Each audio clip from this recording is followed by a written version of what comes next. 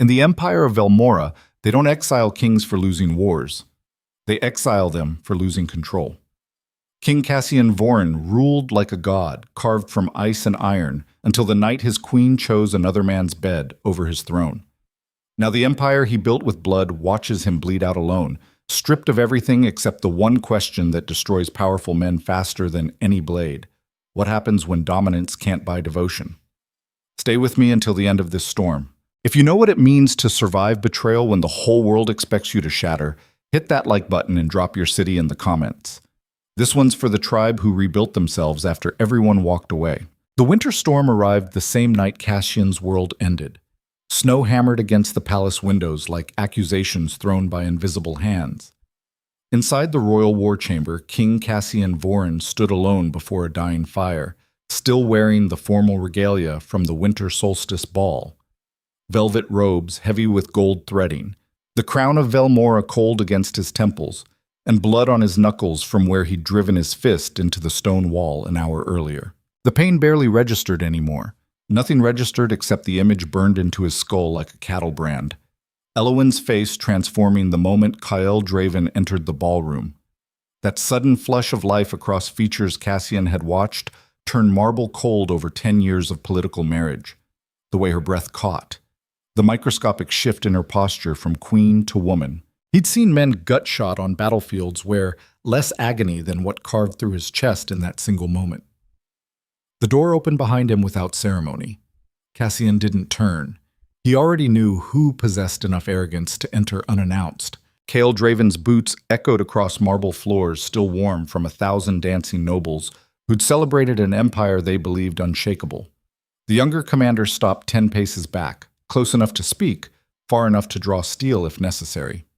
Smart man. Cassian poured 2 glasses of whiskey from a crystal decanter older than both their bloodlines combined. His hands remained perfectly steady despite the chaos screaming through his veins. Control was the only currency powerful men possessed when everything else had been stolen. He spoke without looking back. You came. I was summoned. Cassian turned slowly. The firelight caught the silver in his dark hair and the lines etched around his eyes from 2 decades, commanding armies across hostile continents. He was 43 years old and looked like violence sculpted into human form, broad-shouldered, battle-scarred, and carrying the kind of gravitational presence that made weaker men check their exits. King Draven stood across from him, radiating that dangerous magnetism Cassian had first recognized on eastern battlefields 5 years ago. Younger by 15 years. Handsome in the way forest fires were beautiful before they consumed everything. Dark-haired, sharp-featured, with eyes that held too much intelligence for someone who'd spent his 20s wading through blood and mud. The kind of man who smiled like he already knew exactly how to destroy you. Cassian extended 1 glass. Drink. King hesitated only briefly before accepting. Their fingers didn't touch during the exchange, both men too aware that even accidental contact might detonate the violence humming between them. They drank in silence while wind screamed against the palace walls. Cassian studied the man who'd dismantled his marriage with nothing more than attention and time. There was no monster here. No obvious villain, just another soldier forged in the same fires, carrying the same scars, walking the same brutal road every alpha traveled when empire building required breaking human bodies to forge political power. That made it worse somehow. If King had been weak or dishonorable, Cassian could have simply destroyed him and moved forward. But weakness wasn't the problem. Connection was. The kind of emotional resonance Cassian had stopped believing mattered inside marriages built for alliances instead of affection. He'd been wrong. The realization sat in his gut like swallowed glass. Cassian set down his empty tumbler with deliberate precision. How long? King didn't pretend confusion. 8 months. 8 months of lies. 8 months of his queen disappearing into candlelit corridors. 8 months of stolen glances Cassian had noticed but ignored because acknowledging them meant confronting something far more terrifying than military defeat, his own irrelevance inside Elowyn's emotional world. Does she love you? The question emerged flat and cold as execution orders. King met his gaze without flinching. Whatever else the younger commander might be, coward wasn't on the list. He possessed that particular brand of courage belonging to men who'd already decided certain truths mattered more than survival. Yes. 1 word, 3 letters. The total annihilation of everything Cassian had spent a decade believing about loyalty, marriage, and control. He laughed then, a sound like bones breaking underwater, soft and utterly devoid of humanity. And you? Do you love her? Kael's jaw tightened. His knuckles whitened around the glass he still held. For several seconds he said nothing while the storm outside intensified and the fire behind Cassian collapsed into embers. Then he answered with the kind of honesty that only emerged when men reached the point where fear became less terrifying than continuing to lie. Yes, Cassian felt something fundamental crack inside his chest. Not his heart. That particular organ had calcified years ago beneath the weight of crowns and campaign medals. Something deeper. The foundational belief every dominant man carried from birth, that power guaranteed devotion, that if you conquered enough territory, commanded enough armies, accumulated enough wealth and status, the people closest to you would remain loyal through sheer gravitational force. He'd conquered half a continent, built an empire from ruins and rival blood, forged alliances that reshaped the entire political landscape. And none of it, not one goddamn ounce of it, had been enough to keep his wife's heart from walking straight into another man's hands. The humiliation burned hotter than rage ever could. Cassian moved to the window overlooking Velmor's sprawling capital. The city glittered beneath fresh snow like scattered diamonds across black velvet. 2 million souls sleeping peacefully under his protection, all of them believing the king remained untouchable, unshakable, the living storm who bent reality through pure force of will. None of them understood that storms could be unmade by something as simple as loneliness. His voice emerged quieter now, more dangerous for its restraint. I gave her everything. Kael stepped closer. Not aggressive, just tired of distance. You gave her a throne, not a marriage. The truth landed like a blade between ribs. Cassian spun back toward him, and suddenly the space between them collapsed into something volatile and sharp-edged. They stood close enough now that Cassian could see the exhaustion carved into Kael's features, the weight of carrying a secret that could trigger civil war, the very specific kind of haunting that belonged to men who'd found something worth dying for inside a world designed to punish exactly that kind of vulnerability. Cassian's voice dropped to something barely above a whisper. You think I don't know what loneliness looks like? I built my entire life learning how to survive it. Then you should understand. I understand she's my wife. She's a woman trapped inside a political arrangement you never bothered making into something human. The accusation hit harder than any weapon Kael could have drawn, because it was true. Cassian had married Elwyn Valcrest a decade ago for a strategic alliance. She brought northern territories and trade routes. He brought military dominance and central kingdom authority. Their wedding unified rival regions and stabilized decades of border conflicts.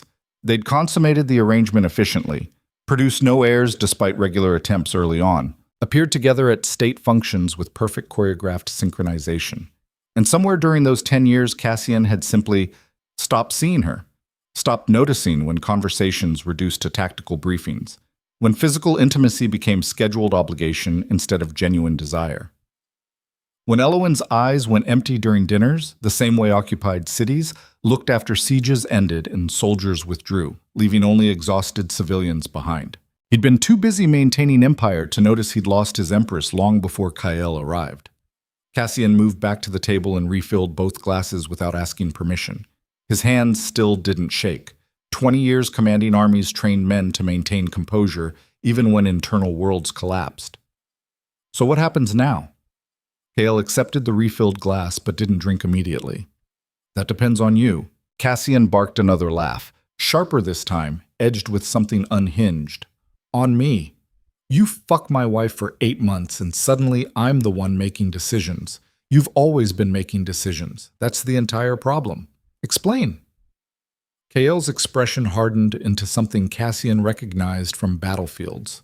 The look men wore right before charging into situations where survival odds dropped below 10%. You decided marriage meant ownership, decided crowns guaranteed devotion, decided if you maintained enough control over the external world, the internal one would simply fall in line. And maybe that works for kingdoms, but it doesn't work for people. How very philosophical. It's survival. Something you taught me on the Eastern Front before you forgot how to apply it to your own life. The reminder landed like a slap. 5 years ago, Cassian had pulled Kael from a burning siege tower and spent 3 days keeping him alive through blood loss and infection. They'd carved their way through hostile territory together, two alphas moving like synchronized violence through enemy lines until extraction arrived. Cassian had recognized something in the younger commander during those days, a particular brand of ruthlessness tempered by unexpected honor. The kind of man you wanted beside you when empires fractured and loyalty became the only currency that mattered. Now that same man stood across from him confessing the greatest betrayal imaginable.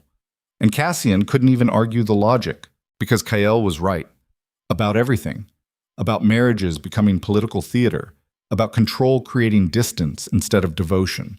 About powerful men confusing dominance with connection until they woke up one day realizing they'd conquered entire continents but lost everyone who mattered in the process. The worst part wasn't the affair itself. It was understanding he'd created the conditions for it years before Kael ever touched his wife. Cassian drained his second whiskey and slammed the glass down hard enough to crack. I should execute you, string you up in the central square and let the crows feast on your treason. You could, but I won't. Kael's eyes narrowed slightly. Why? Because killing you won't bring her back. The admission cost Cassian something vital, pride maybe, or the last shred of illusion that violence could solve problems rooted in emotional starvation instead of tactical conflict. He moved back to the window, unable to look at Kael while speaking the next part. You're leaving, tonight. Take whatever you need and disappear beyond the eastern borders. I'll provide enough gold to start over somewhere the Velmore Empire doesn't reach. You walk away and never contact her again. Kael's voice came from directly behind him now. And if I refuse, then I'll burn this entire kingdom to ash before I let you have her. The threat emerged calm and absolute as gravity. Silence stretched between them, heavy enough to suffocate. Outside, the storm intensified. Inside, two alphas stood on opposite sides of a chasm neither could cross without destroying everything. Finally, Kael spoke. She won't survive losing me. You arrogant. It's not arrogance. It's observation. I've watched her become someone real again over 8 months. Watched her remember what it feels like to be seen instead of displayed. You take that away, and she'll spend the rest of her life as a ghost wearing a crown. Better a ghost than a traitor's whore.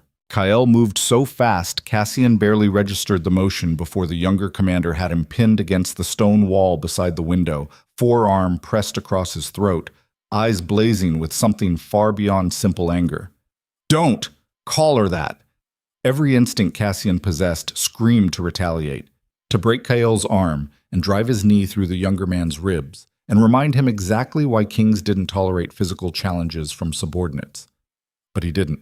Because beneath the rage, Cassian recognized something uncomfortably familiar. The exact expression he'd worn 2 decades ago when someone insulted a woman he'd loved before crowns and campaigns taught him affection was luxury reserved for people who didn't carry empires. Kael held position for 5 more seconds before releasing him and stepping back.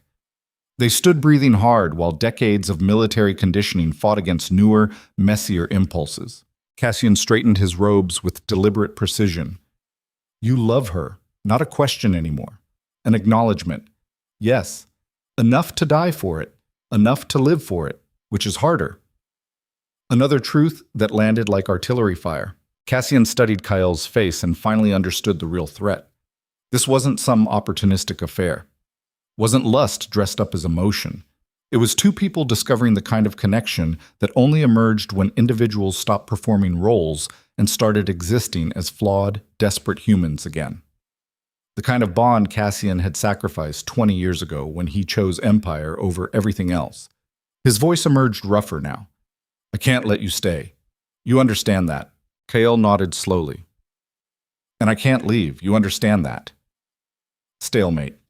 The worst kind. One where both sides possessed legitimate positions and no solution existed that didn't require someone surrendering fundamental pieces of their identity. Cassian moved back to the table and poured a 3rd drink. His hands finally trembled slightly, not from fear, from exhaustion. The bone-deep weariness belonging to men who'd spent decades maintaining iron control only to discover it was always illusion. What do you want from me? Kael didn't hesitate. Let her go. 3 words that felt like execution orders. Cassian laughed bitterly. Just let her go. Release my wife into your arms like some tragic romance ballad.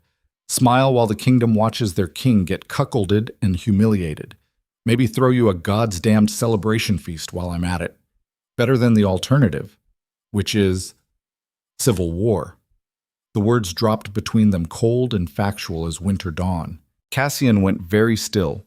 Kyle continued, his voice steady despite the magnitude of what he was suggesting. You force her back into this marriage, and I won't go quietly. Neither will she. And neither will the 7 commanders who served with me on the Eastern Front, or the Northern lords whose territories connect through Elowen's family, or the merchant guilds who've watched you prioritize military expansion over economic stability for the past decade. You're threatening rebellion. I'm stating reality. You think power insulates you from consequences, but empires fracture faster than anyone predicts once internal legitimacy cracks.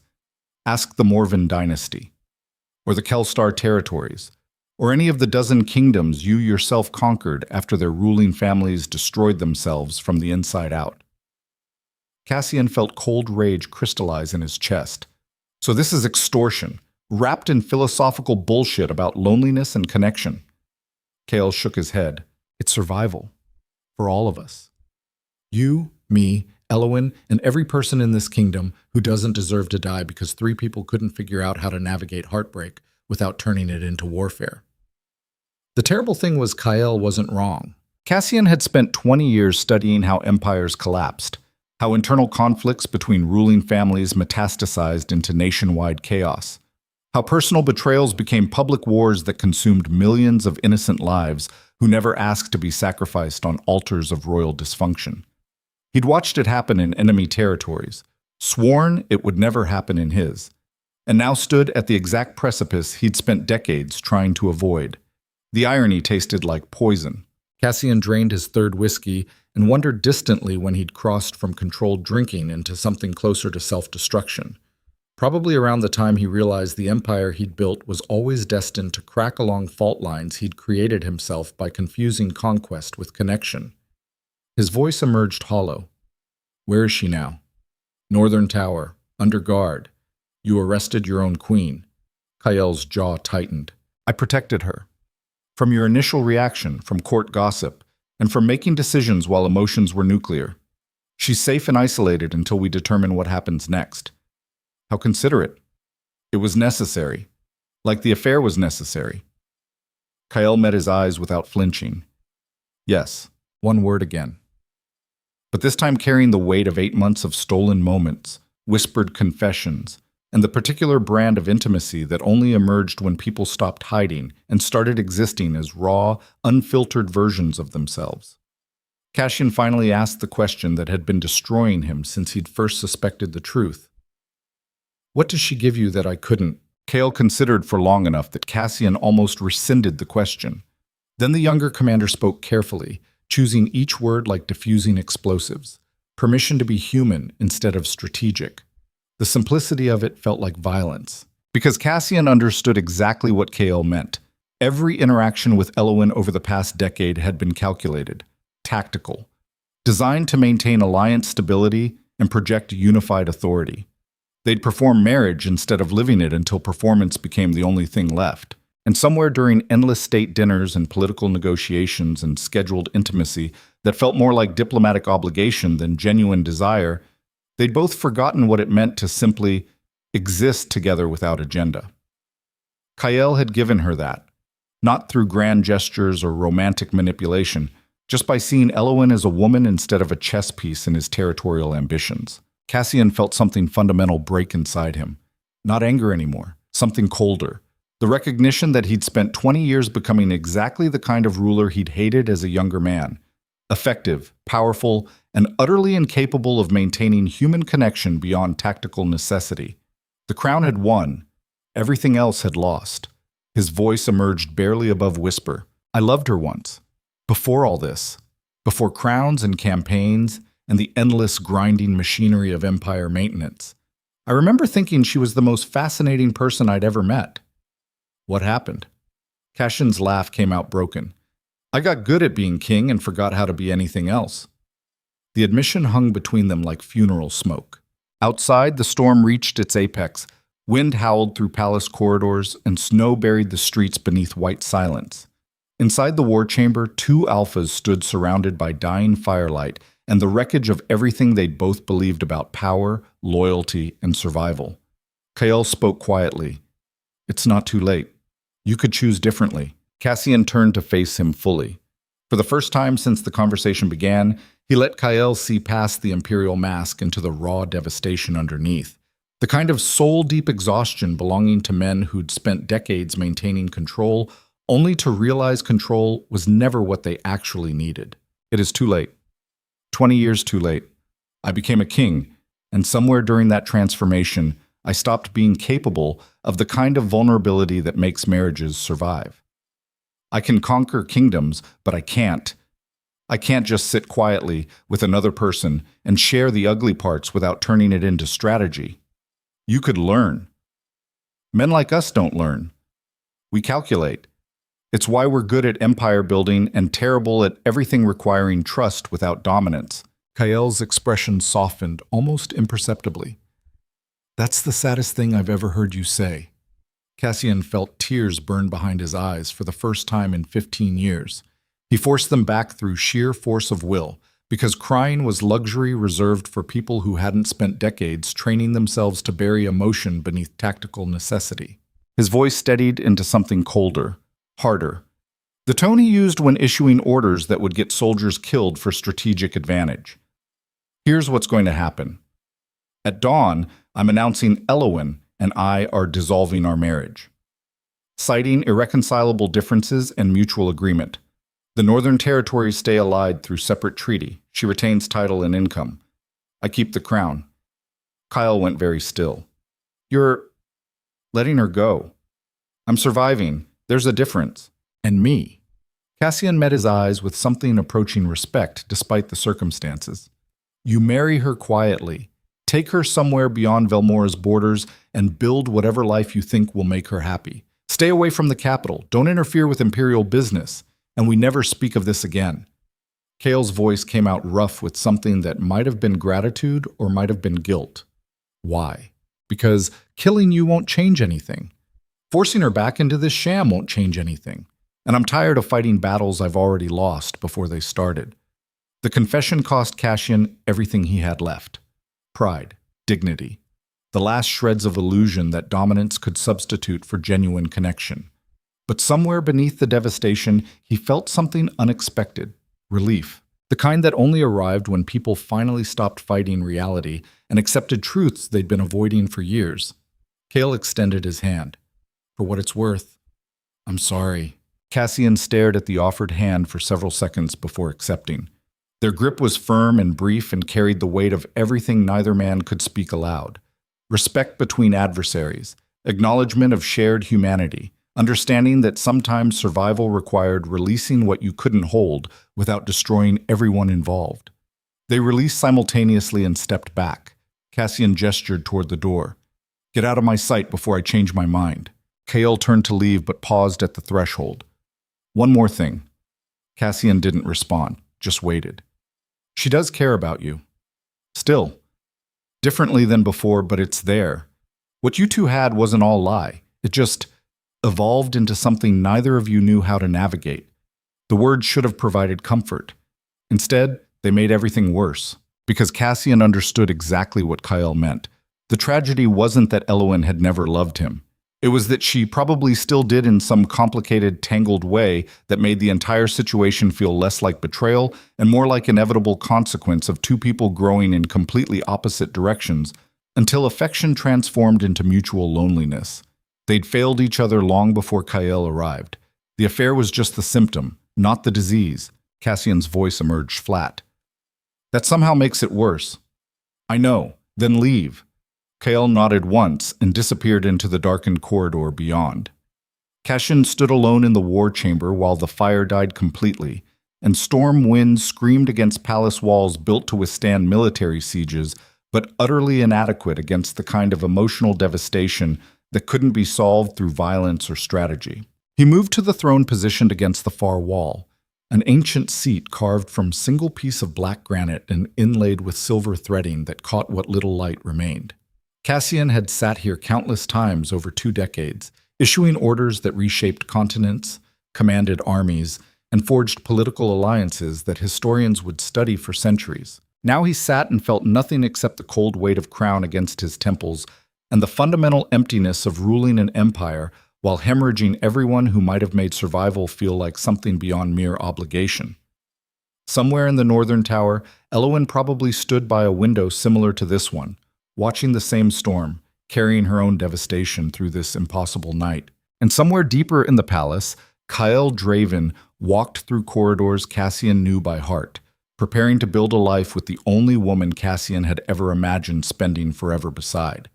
The entire situation felt like punishment, designed by someone with intimate understanding of exactly which cruelties wounded powerful men most effectively. Not death, not defeat. Just the slow realization that everything you'd spent decades building was always destined to crumble because you'd constructed it on foundations of control instead of actual human connection. Dawn approached with brutal inevitability. In 6 hours, Cassian would stand before his court and announce the dissolution of his marriage. The nobles would whisper.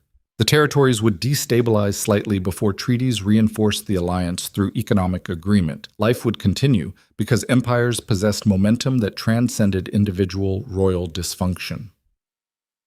But Cassian would spend the rest of his reign knowing the truth every powerful man eventually confronted. You could conquer kingdoms and still lose every battle that actually mattered. He sat alone on his throne while snow buried Velmora beneath white silence and wondered distantly whether survival without connection was actually survival at all or just extended death dressed up as duty. Either way, dawn was coming, and nothing, not crowns, not power, not 20 years of ruthless dominance, could stop what happened next. Outside his window, the capital glittered beneath fresh snow like scattered diamonds across a battlefield where the only casualty was the king's heart, bleeding out slowly in the darkness while the empire he'd sacrificed everything to build continued without him. Inside the war chamber, King Cassian Voren sat perfectly still in absolute silence, his crown heavy against his temples and his future stretching ahead like an execution sentence disguised as rulership. Somewhere beyond the palace walls, dawn approached with the weight of irreversible consequence.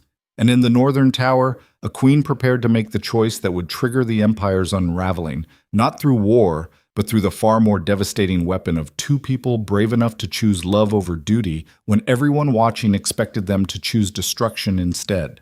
The real catastrophe was just beginning. Dawn broke over Velmora like a wound splitting open. Cassian hadn't moved from the throne in 6 hours. His body had gone numb somewhere around the 3rd hour, joints stiffening in protest. But he'd remained perfectly still because motion required decision, and decision required clarity he no longer possessed. The storm had passed. Left behind was that particular kind of winter silence that felt less like peace and more like the world holding its breath before something irreversible happened. Footsteps approached from the eastern corridor. Heavy boots. Military cadence. Someone who'd spent decades walking into situations where hesitation meant death. Lord Commander Theron Blackwood appeared in the doorway, Cassian's oldest friend, chief military advisor, and one of 3 people alive who'd seen him bleed on foreign soil before crowns complicated everything. He was broad as a siege engine, gray-bearded, with eyes that had witnessed enough carnage to make normal men flinch from their own reflections. He took one look at Cassian and stopped moving. The silence between them stretched long enough to suffocate. Finally, Theron spoke. "It's true, then." Cassian's voice came out raw from disuse. "Which part?" "All of it. The affair, your decision, the dissolution. Word travels fast."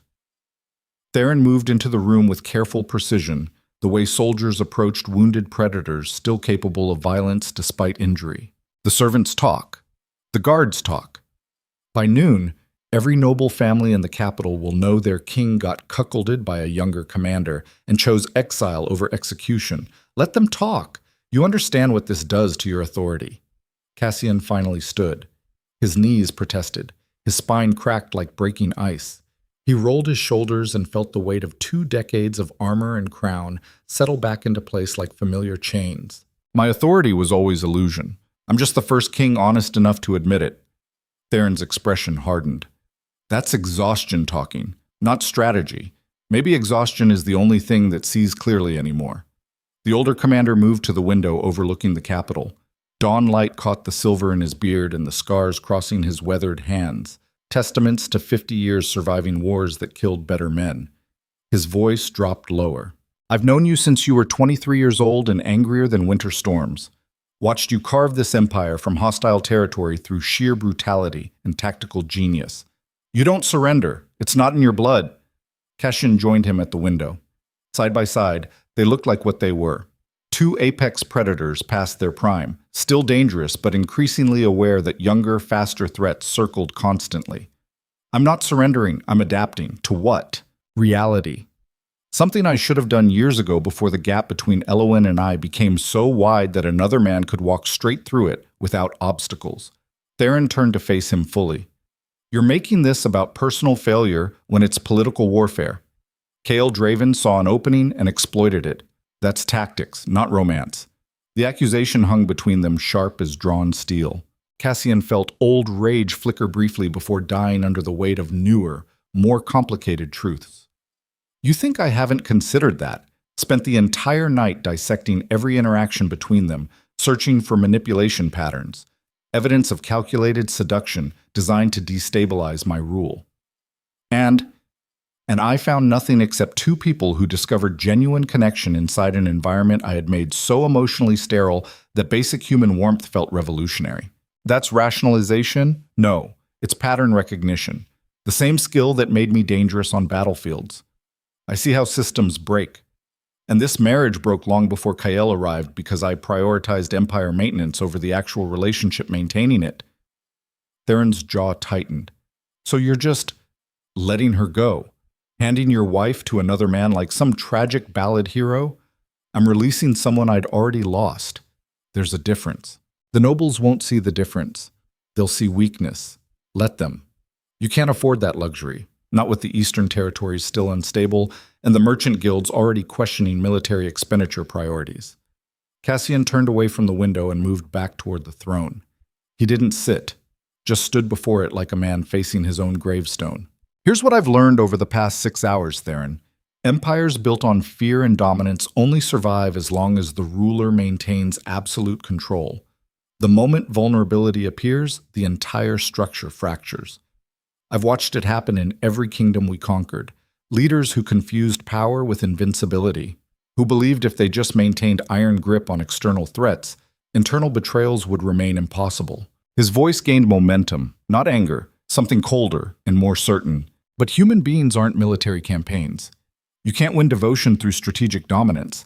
Elowen didn't leave me because Kael was more powerful or wealthier or better positioned politically. She left because he saw her as a person instead of an alliance symbol. And that kind of defection can't be prevented through executions or shows of strength. It happens the moment someone realizes they've been emotionally starving for years and finally encounters another human being offering basic recognition. Theron absorbed this in silence before responding carefully. You sound like you're defending them. I'm understanding them. There's a difference. Understanding is luxury kings can't afford during crises. Then maybe I'm tired of being king. The admission emerged before Cassian could stop it. The words hung in the air between them like gun smoke. Theron went absolutely still. His hand moved unconsciously toward the sword he always carried. Not threatening, just instinctive response to something fundamentally threatening the natural order.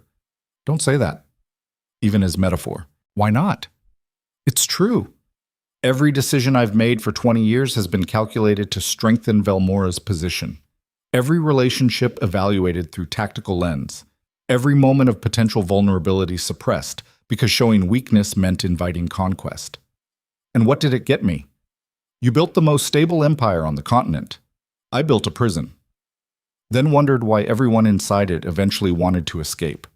The bitterness in Cassian's voice could have stripped paint.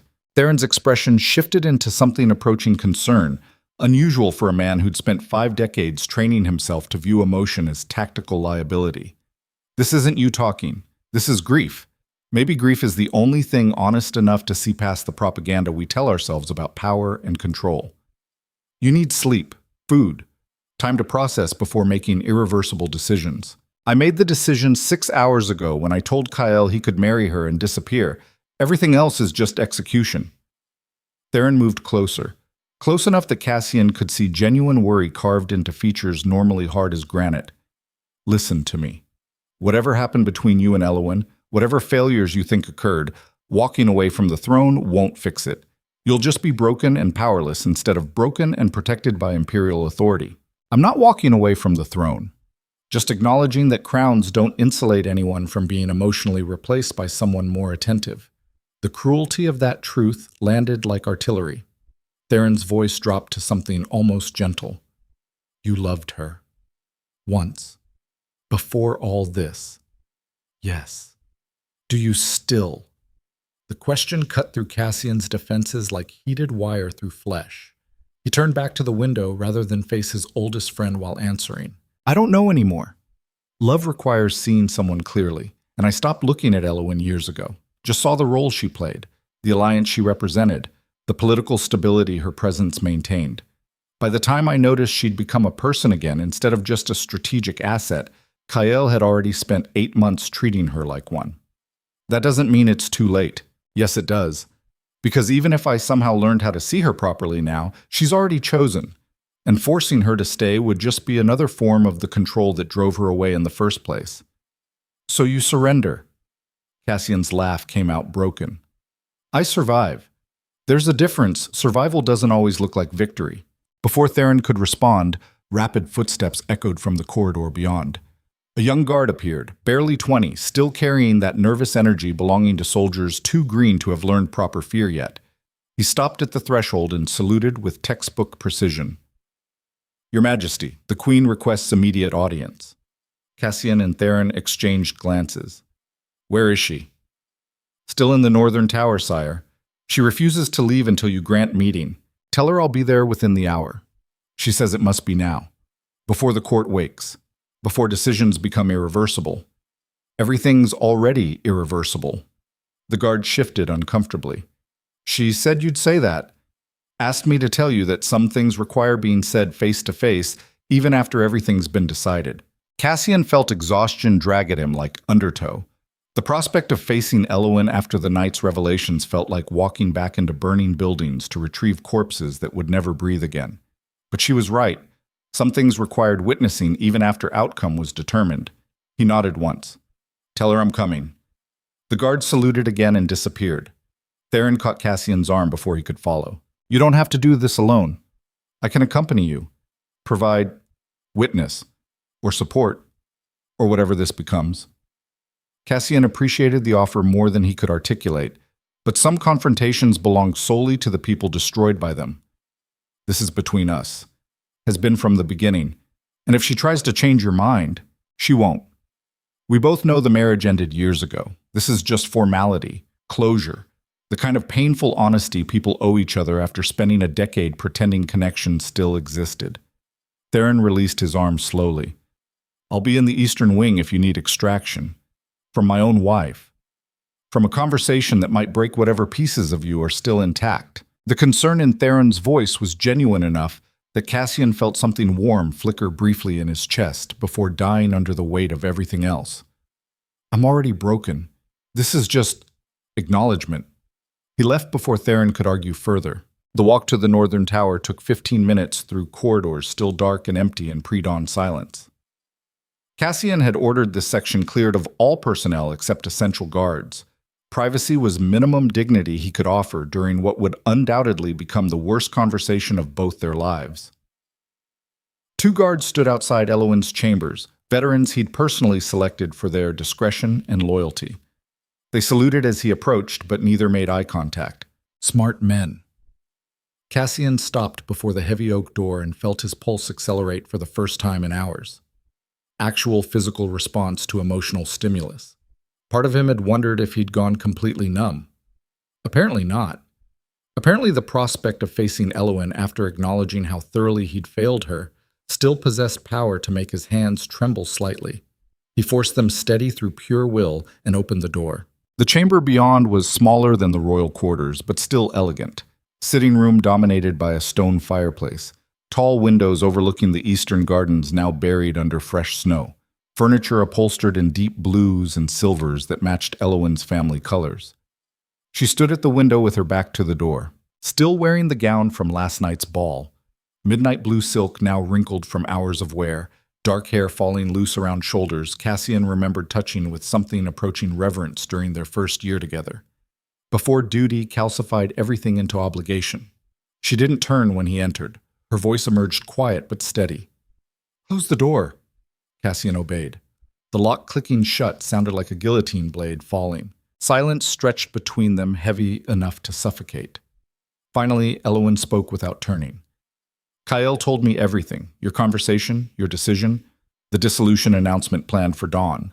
I assume he also told you about the exile arrangement." Yes. Cassian moved deeper into the room but maintained distance. They stood 15 feet apart, close enough to speak clearly, far enough to prevent accidental contact that might detonate residual emotions neither could afford during whatever this was. "Then you understand it's already decided." Elowin turned slowly. The sight of her face hit Cassian like physical impact. She'd been crying. Not currently. The tears had stopped hours ago. But evidence remained in reddened eyes and the particular rawness around her features that only came from extended emotional devastation.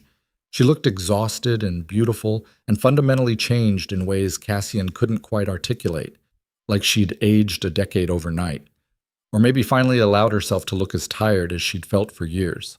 Her voice came out rougher than normal. "I'm not here to change your mind." "Then why?" "Because you deserve to hear the truth from me, not filtered through Kael's version or your own assumptions about what happened and why." Cassian felt his jaw tighten. "I already know what happened. You found connection with someone more attentive while I remained oblivious inside my own marriage. It's not complicated. It's more complicated than that." "How?" Elowin moved away from the window toward the fireplace. She wrapped her arms around herself like a physical shield against whatever came next. "Because I didn't fall in love with Kyle to hurt you. I fell in love with him because I was drowning, and he was the first person in years who noticed I couldn't breathe." The metaphor landed with uncomfortable accuracy. Cassian forced himself to remain still. "Go on." Elowin's voice gained strength. "When we married, I was 22 years old, barely grown. Raised my entire life to believe my value came from strategic positioning and political usefulness. I didn't expect love. Didn't even really understand what healthy partnership looked like because every relationship I'd witnessed growing up was transactional." She paused, gathering words. "But I thought maybe if I performed well enough. If I learned the role perfectly. If I made myself useful and elegant and politically valuable, you might eventually see me as more than just a Northern Alliance symbol." "Did you?" Cassian's voice emerged quieter than intended. "For about 2 years. I genuinely believed we were building something, that the distance between us was temporary, byproduct of establishing empire stability that would eventually relax once external threats diminished. What changed? You did. Or maybe you didn't change at all. Maybe I just finally accepted that the version of you I'd been hoping for didn't exist, that you were exactly who you presented yourself as. Brilliant tactician, ruthless ruler, and someone fundamentally incapable of vulnerability that didn't serve strategic purpose." The assessment felt like autopsy results. Clinical, accurate, devastating. Cassian moved to the other side of the room and leaned against the wall because standing unsupported was becoming difficult. "Why didn't you say something years ago before it became irreversible?" Elowin's laugh came out bitter. "And say what exactly?" "Your Majesty, I'm experiencing emotional neglect inside our political arrangement. Could you possibly prioritize my internal experience over empire maintenance? That would have gone wonderfully. You think I wouldn't have listened? I think you would have calculated whether addressing it served tactical advantage and acted accordingly. Which isn't actually listening, it's evaluating." "Fair enough." The admission cost Cassian something, but lying felt pointless when they'd already passed the event horizon where truth could cause additional damage. Elowin continued, "I spent 8 years convincing myself loneliness was acceptable price for stability. That feeling invisible was just byproduct of my role. That if I just performed better, maintained elegance more consistently, proved my political value more effectively, you'd eventually notice me again." Her voice cracked slightly. "But you never did." You looked at me daily during dinners and briefings and state functions, spoke to me constantly about policy and territorial management and trade negotiations, and never once, not in 8 years, did you ask how I was actually surviving inside a marriage that felt like extended diplomatic posting.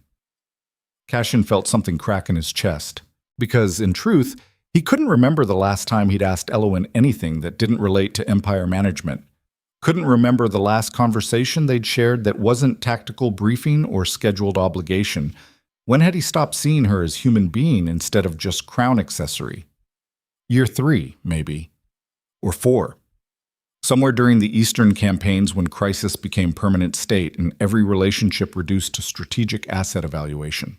He'd calcified survival mechanism into permanent personality trait, and she'd suffocated slowly while he remained too obsessed with external threats to notice internal ones. His voice emerged raw, so Kyle arrived and noticed what I'd stopped seeing. Elowin nodded slowly. He wasn't trying to seduce me. Not initially. He was just present. Asked questions about things unrelated to political function. Noticed when I was tired or frustrated or existing in any emotional state beyond perfect royal composure. Treated me like actual person instead of walking alliance treaty. When did it become more than friendship?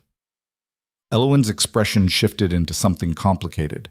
The night he found me crying in the Eastern Library after you'd forgotten our 10th anniversary completely. Not because I expected celebration, because I'd finally accepted that you genuinely didn't think of our marriage as anything requiring acknowledgement beyond political maintenance. The memory hit Cassian like gut punch. 10th anniversary. 3 months ago.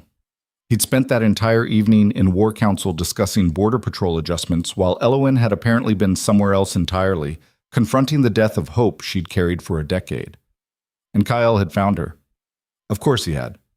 Elowin continued quietly. He didn't do anything that night except sit with me while I broke down. Didn't try to kiss me or leverage vulnerability or manipulate the situation. Just existed beside me without agenda while I finally admitted out loud that I'd spent 10 years trapped inside marriage where I'd become completely invisible. Her voice dropped lower. That was when I understood the real danger. Not sexual attraction, not forbidden romance. Just the terrifying recognition that another human being could see me clearly when my own husband had stopped looking years ago. The truth felt like being filleted alive. Cassian forced himself to ask the question that had been destroying him. Do you love him? Elowin met his gaze without flinching. Yes.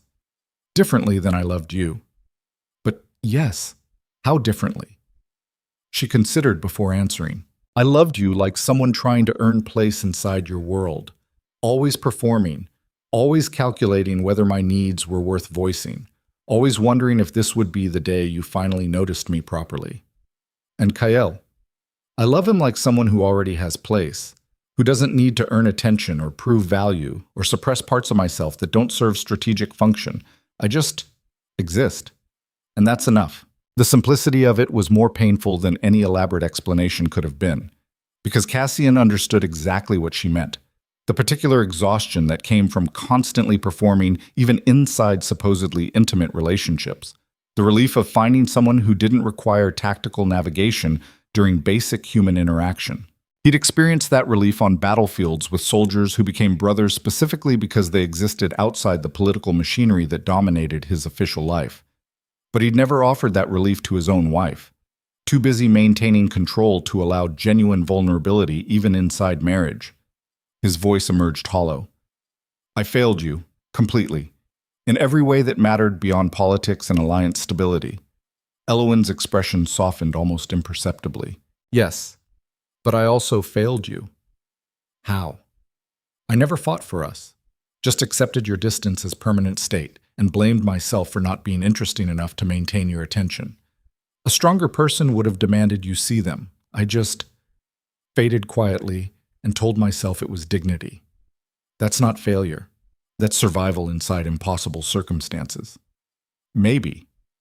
Or maybe we both could have chosen differently at various points, and this entire catastrophe would have been preventable. Cassian felt tears burn behind his eyes again. Forced them back. Does it matter now? We're here. Past is past.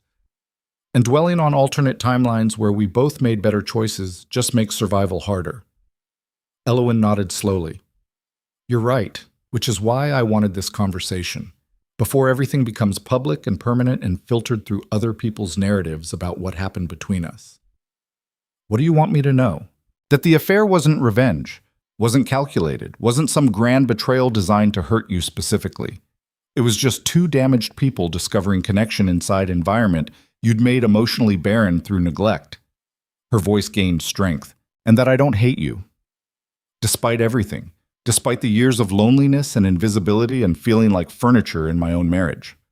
I don't hate you, because I understand how this happened, how someone brilliant at empire building becomes terrible at relationship maintenance, how tactical genius translates poorly to emotional intelligence, how duty calcifies into the only thing powerful men know how to prioritize. She moved closer now, still maintaining distance, but reducing it to something less antagonistic. I just needed you to hear that from me. Before dissolution gets announced and everyone starts crafting their preferred version of events, the truth is messier than revenge or seduction or any clean narrative people will create. The truth is we broke each other slowly through incompatibility and neglect until someone else appeared offering basic recognition that felt revolutionary by comparison. Cassian absorbed this while snow continued falling beyond the windows and dawn light crept across stone floors between them. Finally he spoke. Thank you for that, for bothering to clarify despite everything. Elowin's expression shifted into something approaching sadness. You were my husband for 10 years. That deserves honesty even after it ends. The acknowledgement sat between them heavy with finality. They stood in silence for long moments. Two people who'd shared a decade of intimacy and obligation and had somehow arrived at this frozen endpoint where release felt like both tragedy and relief. Eventually, Cassian straightened from the wall. The dissolution gets announced at dawn. You'll retain title, income, and northern estate properties. Kael will escort you beyond eastern borders within 3 days. After that, you never return to the capital. These are terms, not negotiations. Elowin nodded. Understood. And if you're pregnant, I'm not. How can you be certain? Because we haven't been intimate in 7 months. And I've been careful with Kael. The confirmation shouldn't have landed like physical blow, but somehow did anyway. 7 months since they'd last touched with any intention beyond performing obligation for potential heir production. 7 months during which Cassian had been too occupied with military logistics to notice his wife had stopped attempting physical connection entirely. Another failure to add to the comprehensive list. He moved toward the door before emotion overwhelmed tactical necessity. His hand touched the handle before Elowin spoke again. Cassian. He paused, but didn't turn. Her voice emerged softer. I hope you find someone eventually, someone who understands how to navigate your particular brand of complicated. Someone capable of seeing past the tactical genius into whatever human exists underneath all that control. I won't. You don't know that. Yes, I do. Because the kind of vulnerability required for genuine partnership was beaten out of me decades ago by systems that reward dominance over connection. I'm fundamentally incompatible with intimacy that doesn't serve strategic purpose. The admission emerged factual rather than self-pitying. Elowin's voice carried unexpected gentleness. That's the saddest thing I've ever heard you say. It's reality. Something I'm finally accepting after years pretending control could substitute for actual human connection. Silence stretched between them one final time. Then Cassian opened the door and left without looking back. The corridor beyond felt colder than it should have, or maybe he was just finally feeling temperature after years insulating himself behind tactical necessity that left no room for physical sensation beyond injury and exhaustion. He walked back toward the royal wing while dawn light strengthened and palace staff began emerging for morning duties. They saw him and quickly averted gazes. Nobody wanted to witness their king walking alone through corridors after the night that would reshape Velmora's political landscape forever. Cassian barely noticed them. His mind had already moved to next tactical phase: dissolution announcement, political containment, alliance restructuring to maintain northern territory stability despite marriage collapse, military positioning adjustments to account for potential opportunistic aggression from rivals sensing weakness. The familiar machinery of empire maintenance ground forward. Business as usual, except for the minor detail that his personal life had just imploded spectacularly, and everyone would be watching to see whether the king could maintain authority after being publicly cuckolded. He reached the royal chambers and found Theron waiting outside with grim expression. "Well," Cashin pushed past him into the room. "It's done. She understands the terms, accepts them without argument. Dissolution proceeds as planned." Theron followed him inside and closed the door. "You look like death." "I feel like strategy, which is close enough." "That's not reassuring. It's accurate." Cassian moved to the window overlooking the central courtyard where staff had already begun preparing for the day's official functions. In 3 hours, nobles would gather for morning assembly. In 4 hours, he'd stand before them and announce the end of his marriage with clinical precision that would spark months of political speculation. And through all of it, he'd maintain perfect control because that's what rulers did when everything personal collapsed. They kept the empire stable even while hemorrhaging internally. Theron's voice cut through his tactical planning. What happens after? After the dissolution? After Elowyn and Kael disappear? After the political fallout stabilizes? Cashin didn't turn from the window. Empire continues. Always does. Individual rulers are temporary. Systems persist. That's not what I asked. I know what you asked, and the answer is I survive. Maintain authority. Rule effectively despite personal devastation. Become exactly the kind of emotionally calcified leader I swore I'd never become, back when I still believed connection mattered as much as conquest. His voice went flat. I become the cautionary tale. The king who sacrificed everything for empire and ended up with nothing except crown and territory, and the particular brand of loneliness that only arrives when you've successfully isolated yourself from every human connection that required vulnerability. Theron moved beside him at the window, side by side again. Two predators watching dawn break over the empire they'd spent decades building together. The older commander's voice emerged uncharacteristically gentle. "You're not alone. You still have people who would follow you into hell itself. People who follow me. Not people who know me. What's the difference? One requires strategy, one requires trust. I've spent 20 years confusing which was which. The admission hung between them. Theron absorbed it before responding carefully. Then maybe it's not too late to learn the difference. It is, because men like us don't unlearn decades of tactical conditioning. We just become more efficient at isolation until it becomes indistinguishable from strength. That's defeatist bullshit. No. It's pattern recognition, same skill that made me dangerous on battlefields. I see how systems break, including my own. Below them in the courtyard, servants continued preparations while fresh snow buried yesterday's tracks under white silence. Cassian watched them move through choreographed morning routines and felt absolutely nothing except exhaustion so profound it had transcended physical sensation into something approaching transcendence. This was his future. Endless tactical management of empire machinery while remaining completely disconnected from the human beings operating it. A king without kingdom in every way that actually mattered, perfectly controlled and fundamentally alone. Theron's voice cut through the silence. The court gathers in 2 hours. You need to prepare. Appearance matters more than usual today. Cassian nodded without responding. The older commander hesitated before leaving. His hand briefly gripped Cassian's shoulder, rare physical contact from a man who'd spent 5 decades training himself to view touch as tactical liability. For what it's worth, I don't think you're as broken as you believe. Then you're not looking closely enough. Theron's grip tightened slightly. I've known you 20 years, watched you build this empire from hostile territory through sheer will and tactical brilliance. You're the most dangerous man on the continent, but that doesn't mean you're incapable of being more than just dangerous. What else is there? Human. Cassian finally turned to face him. Being human is luxury. I surrendered when I took the crown. Same as every ruler before me. Same as every ruler after. Power requires sacrifice. And what I've learned over the past 20 years is that intimacy is always the first thing emperors lose. Not always. Name one exception. Theron opened his mouth, closed it. Couldn't. Because they both knew the truth. Every truly powerful ruler in history became emotionally isolated by necessity. Trust became strategic evaluation. Love transformed into tactical alliance. Vulnerability meant weakness that rivals would exploit instantly. The system didn't allow exceptions, it consumed them. Theron released his shoulder and stepped back. 2 hours. Don't be late. He left before Cassian could respond. Alone again, Cassian moved away from the window toward the ornate mirror positioned beside his wardrobe.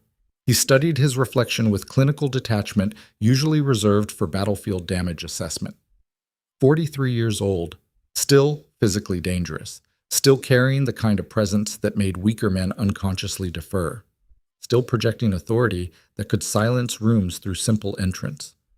But his eyes looked dead, not tired, not grief-stricken, just empty.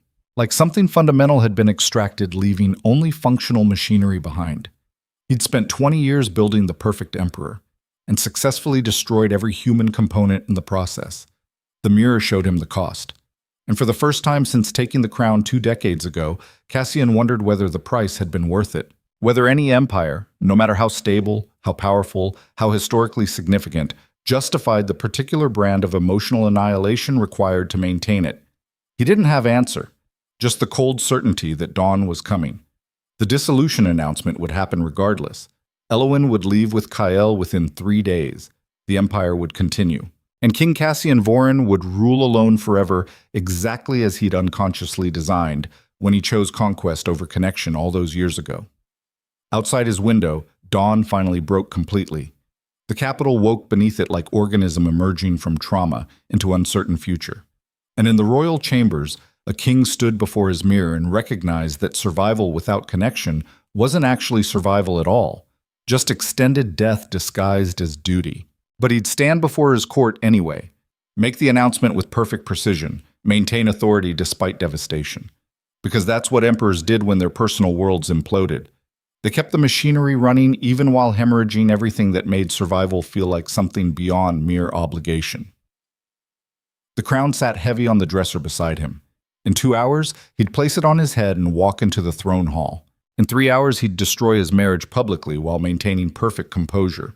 In 4 hours, the empire he'd sacrificed everything to build would continue forward without acknowledging that its king had just lost the only thing that might have made rulership feel like something beyond extended execution sentence.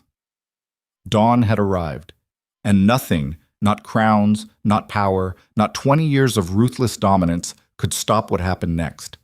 The empire's reckoning was just beginning, and King Cassian Voren was about to learn that public dissolution of royal marriage triggered consequences far beyond simple political embarrassment. It triggered the question every powerful man eventually confronted. What happens when you've successfully isolated yourself from every human connection and finally realized control was never worth the cost? He had no answer, just the terrible certainty that he was about to find out. 2 hours passed like drowning in slow motion. Cassian stood before the throne hall's towering doors while servants made final adjustments to his formal regalia. The crown sat heavy against his temples, solid gold inlaid with silver threading that caught morning light streaming through stained glass windows above. His robes were ceremonial black velvet trimmed with the royal insignia of Velmora, a wolf's head circled by 7 stars representing the unified territories. He looked every inch the unshakable emperor. Inside, he felt like a corpse propped upright through rigging and willpower. Theron appeared at his elbow, carrying a leather document case containing the official dissolution decree. His expression remained professionally neutral, but Cassian caught the concern flickering behind those weathered eyes. The courts assembled, every major house, half the merchant guild leadership, representatives from 4 neighboring kingdoms who happened to be in the capital for trade negotiations. Perfect audience for public humiliation. Theron's voice dropped lower. You can still delay this. Claim illness. Buy time to construct better political framing. No. Delay makes it worse. Better to control the narrative through immediate transparency than let speculation metastasize into something more damaging. The tactical assessment was sound. Didn't make walking through those doors any easier. A bell chimed somewhere deep in the palace, the signal that official proceedings were about to begin. Cassian straightened his shoulders and felt something fundamental click into place. The same psychological armor he'd worn into every battle for 20 years. The mental state where personal pain became irrelevant background noise and only tactical execution mattered. He was no longer a man facing emotional devastation. He was the king performing necessary functions to maintain imperial stability. The doors opened. The throne hall stretched before him like a cathedral built to intimidate. Vaulted ceilings rose 40 feet overhead. Columns carved from black marble lined both sides of the central aisle. At the far end, the throne itself sat elevated on a stone dais, ancient seat of power that had witnessed 300 years of royal proclamations, executions, and empire-defining decisions. Every noble family in Velmora stood arranged in precise hierarchical order along both sides of the aisle, perhaps 300 people total, all wearing formal court attire, all watching with expressions ranging from curiosity to barely concealed anticipation. They smelled blood in the water. Predators always recognized when alphas showed vulnerability. Cassian began walking. His boots echoed against marble floors with metronomic precision, each step calibrated for maximum authoritative impact. Head high, shoulders back, moving with the kind of controlled violence that made weaker men unconsciously step aside even when no physical contact occurred. He reached the throne and turned to face the assembled court. Silence fell immediately. Not because anyone commanded it, because Cassian's presence still carried enough gravitational force to make speech feel dangerous without explicit permission. He remained standing rather than sitting. This wasn't a comfortable conversation. It was a tactical briefing delivered under circumstances designed to minimize political damage while acknowledging reality everyone already knew. His voice carried across the hall without strain. I've summoned this assembly to address matters concerning the royal marriage and succession planning. What follows is official decree effective immediately upon proclamation. He gestured to Theron, who stepped forward and broke the wax seal on the document case. The older commander's voice rang out with military formality. By order of King Draven Thorne, sovereign ruler of the Velmora Empire and its 7 unified territories, the royal marriage between His Majesty and Queen Elowen Valicrest is hereby dissolved through mutual agreement citing irreconcilable differences in personal compatibility. The murmuring started immediately. Cassian let it build for exactly 5 seconds before speaking again. Silence. The single word cut through rising speculation like blade through silk. Instant quiet. He continued. Queen Elowen retains all titles, properties, and income associated with her position. The Northern Territories remain allied through separate treaty negotiations currently underway. Succession planning will be addressed through future strategic marriage arrangements as empire stability requires. More murmuring, louder this time. Someone near the back, Lord Merchant Halvor of the Eastern Trading Consortium, spoke without being acknowledged first. Your Majesty, forgive the directness, but rumors suggest the dissolution stems from personal betrayal. Can you address whether Commander King Draven's involvement represents security threat to imperial authority? The question landed like thrown gauntlet. Cassian had expected it, had prepared tactical response designed to contain damage while maintaining dignity. But standing there before 300 nobles watching with vulture-like attention, something unexpected happened. The armor cracked, not visibly. He maintained perfect external composure, but internally, something fundamental fractured under the combined weight of exhaustion, grief, and the sudden recognition that he was about to lie to protect people who'd destroyed him. King Draven had shown him more honesty in 6 hours than most courtiers managed in lifetimes. Elowen had given him closure most rulers never received after marriages collapsed, and he was about to throw them both under political machinery to maintain appearance of control. The realization felt like swallowing glass. His mouth opened to deliver the prepared statement. What emerged instead was something rawer. Commander Draven's involvement is irrelevant to imperial security. What occurred between him, the Queen, and myself is personal matter that has been resolved through channels appropriate to the circumstances.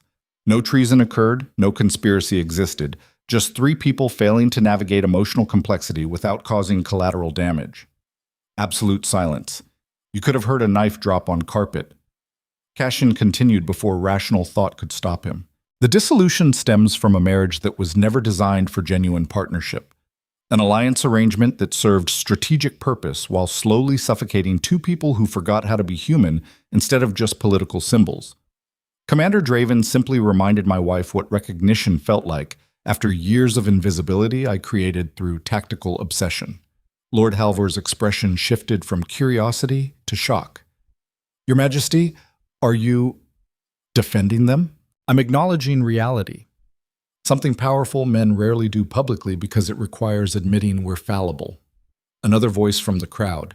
Lady Seraphina of the Southern Vineyards, one of the few nobles who'd occasionally challenged his policies with intelligent critique. With respect, Your Majesty, this level of transparency seems uncharacteristic. Are you certain this serves imperial interests? Cassian felt something cold settle in his chest. Probably not, but I'm tired of serving imperial interests at the expense of basic honesty. Tired of maintaining illusions that make me look invincible while destroying everyone close enough to see the cracks. Tired of being the kind of ruler who confuses dominance with strength when they're fundamentally different things. The admission rippled through the hall like earthquake tremors. Theron moved closer, his voice barely audible. Cassian, stop.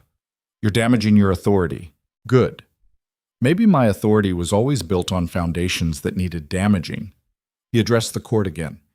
Here's the truth you'll gossip about for months anyway, so I might as well control the narrative.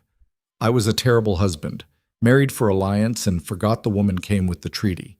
Spent a decade prioritizing empire maintenance over basic human connection. And when my wife found someone who actually saw her as person instead of political asset, I had the arrogance to be surprised. The crowd remained frozen in shock. No one moved, no one spoke.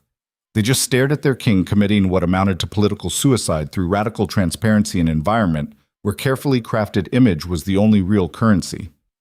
Cassian continued, the dissolution stands as decreed. Elowyn leaves within 3 days with Commander Draven.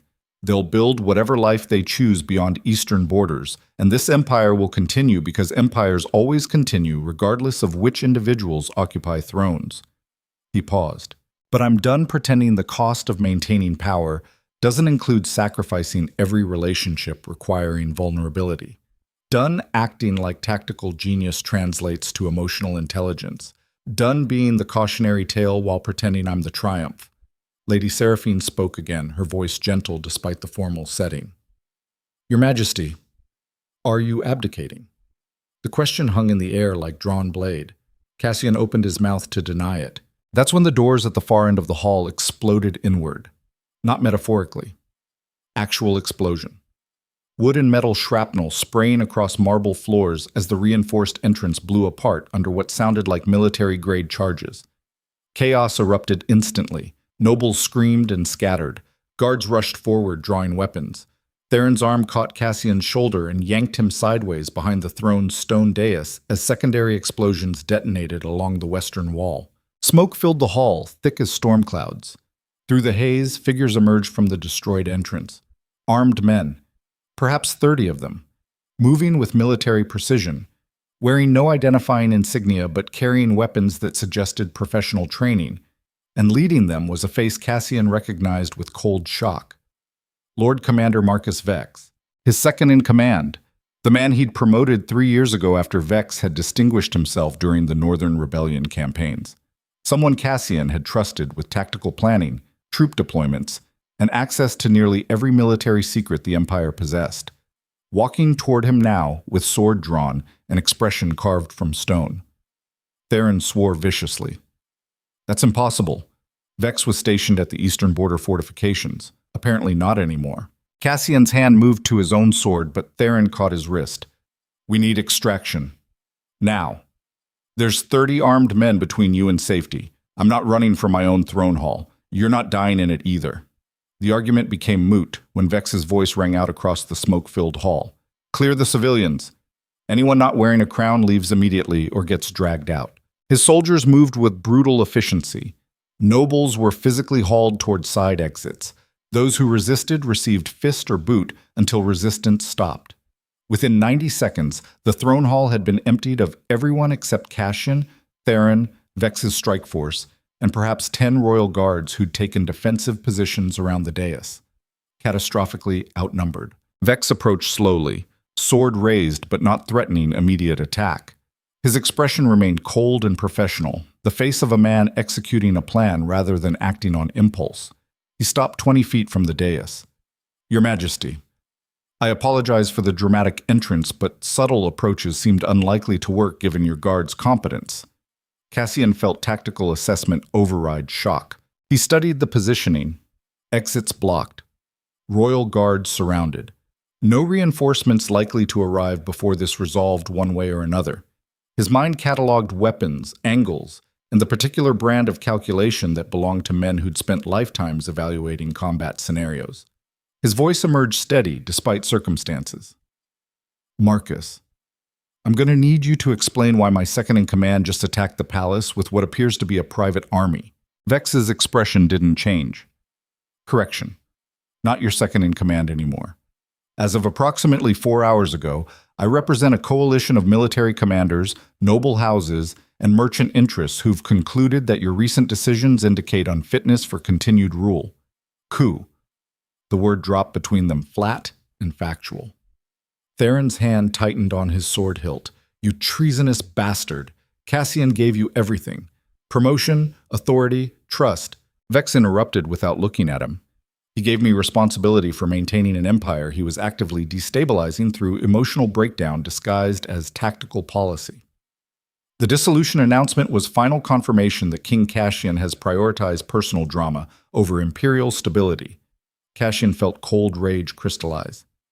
So you waited until the exact moment I showed vulnerability to strike. How efficiently opportunistic. I waited until you demonstrated you'd become liability. There's a difference. Explain it to me. Vex's voice gained intensity.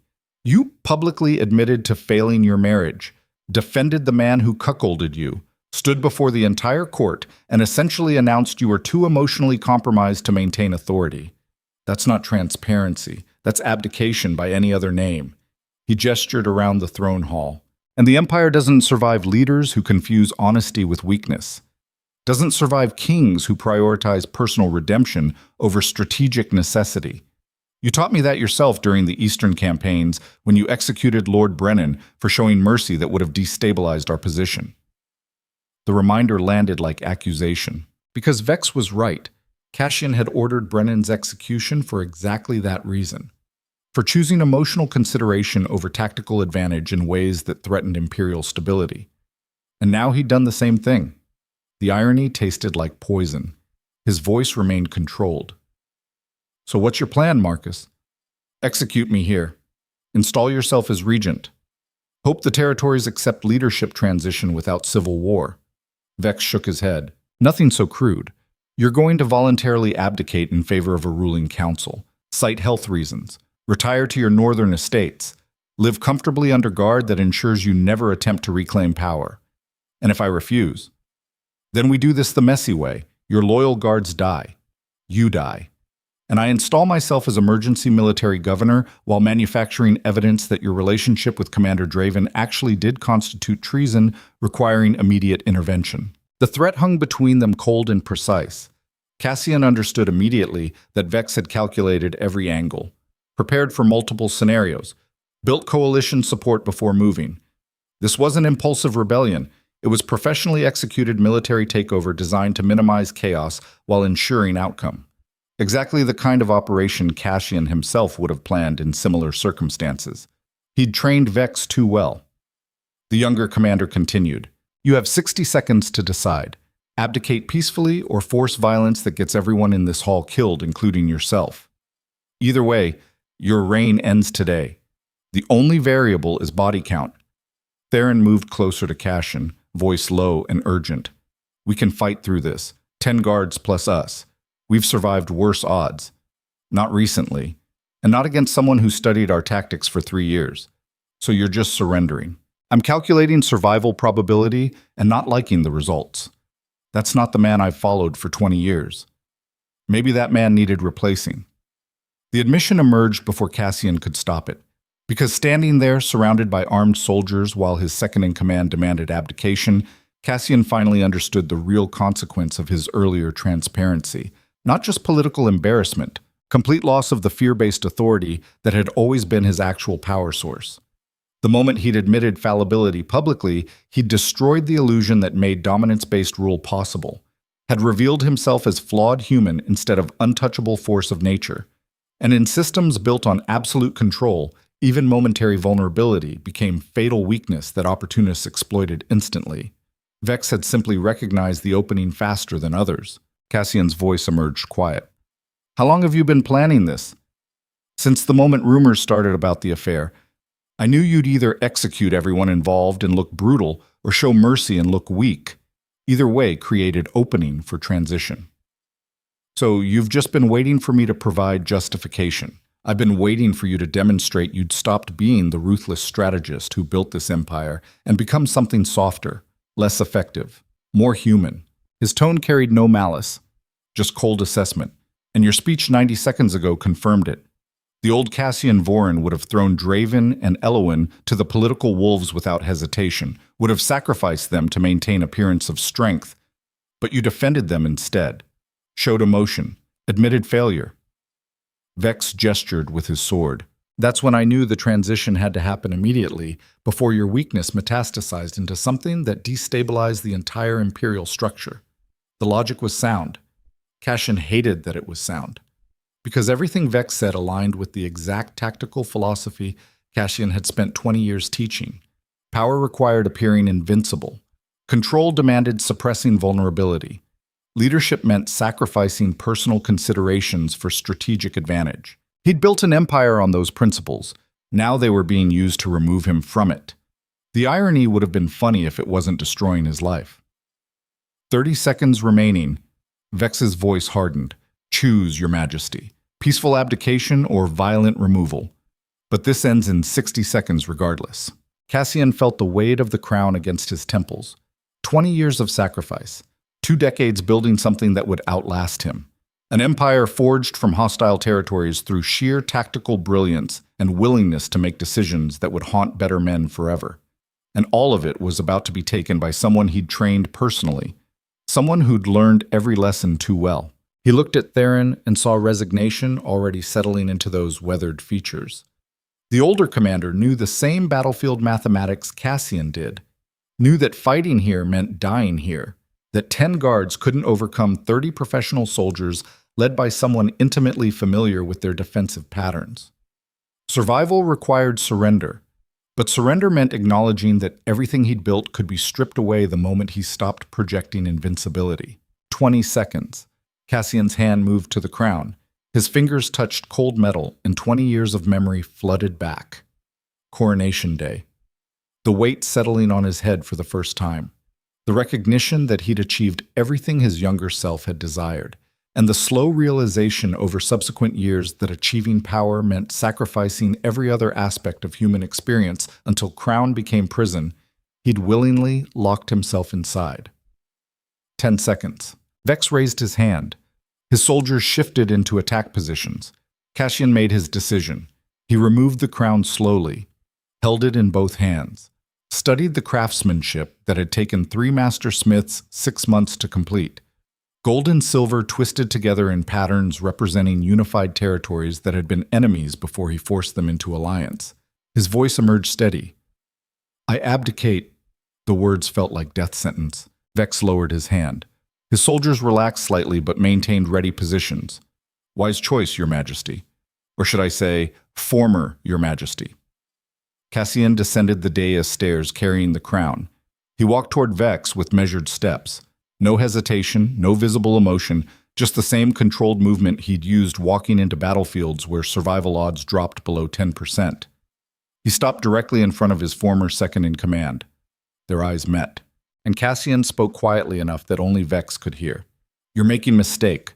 Not tactically. You'll probably maintain stability short-term.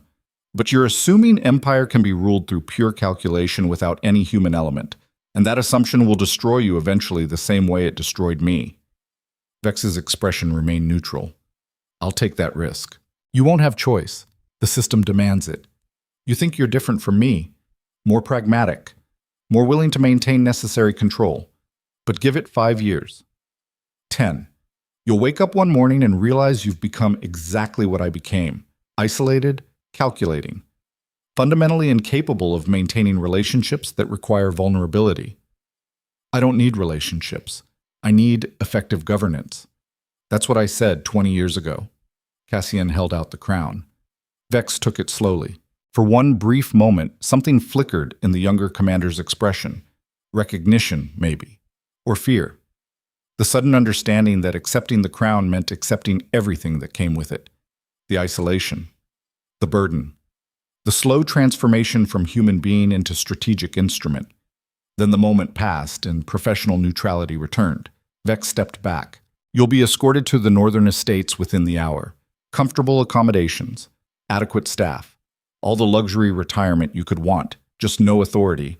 No army. No means of mounting challenge to the new government. Cassian nodded once.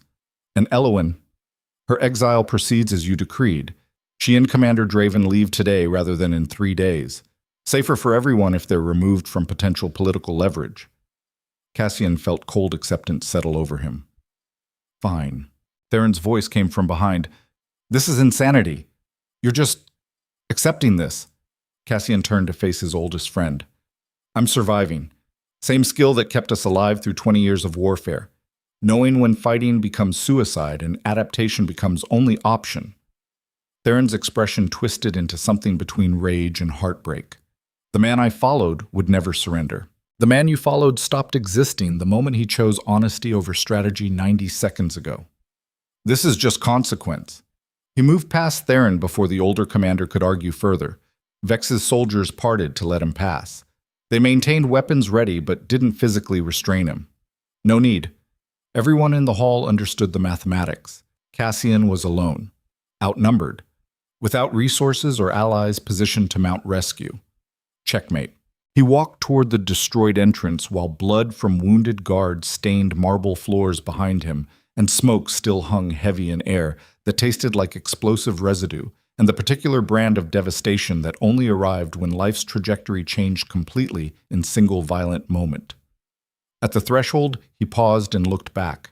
The throne sat empty on its elevated dais. Vex stood before it holding the crown like trophy. Theron remained frozen near the base of the stairs, looking like man who'd just watched his world's fundamental architecture collapse. And Cassian understood with absolute clarity that this was always how it was destined to end, not through military defeat or political maneuvering or any external threat he could have prepared for.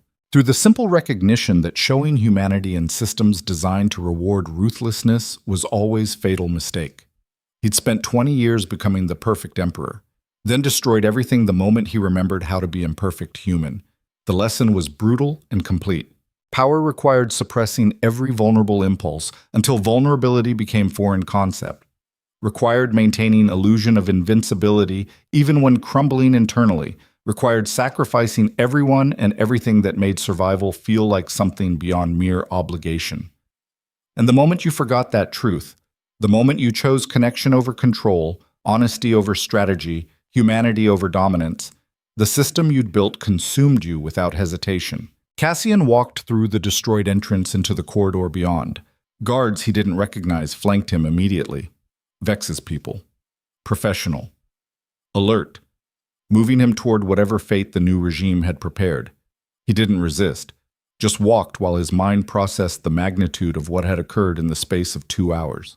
Woke as emperor, became former ruler, lost crown, authority, and the last illusions about power insulating anyone from consequences of choosing vulnerability in environments built to punish exactly that. The northern estates were beautiful, he remembered, mountainous territory with forests and lakes. Quiet. Peaceful. The kind of landscape people retired to when they wanted to escape complexity. He'd spend the rest of his life there under guard. Comfortable prison. All physical needs met. Just stripped of the only thing that had defined him for 2 decades. The authority to reshape reality through tactical decisions. They walked in silence through palace corridors Cassian had traversed thousands of times as ruler. Now he moved through them as prisoner. The psychological shift felt like drowning in air. Somewhere in this same palace, Elowen was likely being similarly escorted toward exile. She and Kyle would leave today, build whatever life they'd imagined. And maybe, just maybe, they'd avoid the pitfalls Cassian had stumbled into. Maybe they'd remember that connection mattered more than control. That vulnerability was strength, not weakness. That power meant nothing if it required destroying everyone close enough to offer genuine intimacy. Or maybe they'd learn the same lessons he had, the hard way. Through years of isolation that calcified into personality until warmth became foreign concept and tactical assessment replaced every natural human response. Either way, he'd never know. His story was ending, not with dramatic battle or noble sacrifice, just with the quiet recognition that he'd spent 20 years building an empire while forgetting to build a life. And the empire had continued without him, while the life he might have had vanished into choices he couldn't unmake. They reached the northern wing where temporary quarters had apparently been prepared. The guards opened heavy oak doors, revealing rooms smaller than the royal chambers but still adequate. Furniture, windows overlooking internal courtyards, all the comfort money could buy, just no freedom. One of the guards spoke without emotion. "You'll remain here until transport arrangements finalize. Departure scheduled for sunset. Lord Commander Vex will address the Empire tonight, announcing transition and your retirement." Cassian nodded. The guards withdrew and locked the door from outside. Alone, finally, Cassian moved to the window and looked out over the palace grounds he'd walked as ruler for 20 years. Gardens where he'd held state functions. Training yards where he'd drilled armies. Stone pathways connecting buildings that housed the massive administrative apparatus required to maintain continental empire. All of it would continue without him. The realization should have felt devastating. Instead, he felt only exhaustion so profound it had transcended emotion entirely into something approaching peace. Maybe this was always the destination.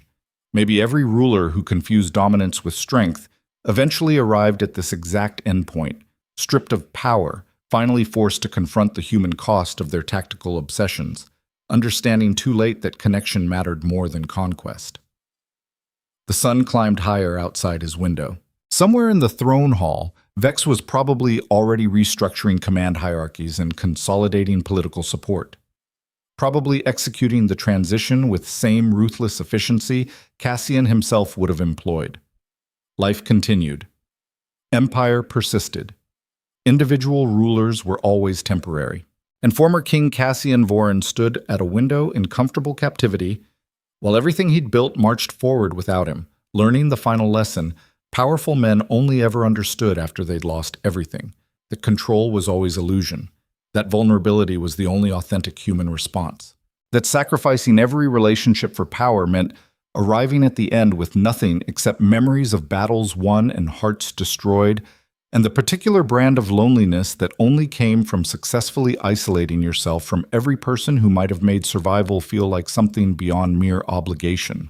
Outside, the empire he'd forged continued its relentless machinery. Inside, a former king finally understood that winning every battle except the ones that actually mattered wasn't victory. It was just extended defeat dressed up as triumph. And there was no coming back from that. Not for men who'd spent decades believing dominance could substitute for devotion. Not in systems designed to consume vulnerability the moment it appeared. Not in empires built on foundations of control that cracked the instant genuine humanity showed through tactical masks. Sunset approached. Transport would arrive. And Cassian Voren would leave the palace for the final time as prisoner rather than ruler, learning the hardest truth only fallen emperors ever truly understood. That everything you sacrificed to gain power meant nothing once that power was stripped away. All that remained was the person you'd become while pursuing it. And if you destroyed that person completely in pursuit of crowns and control, then nothing remained at all.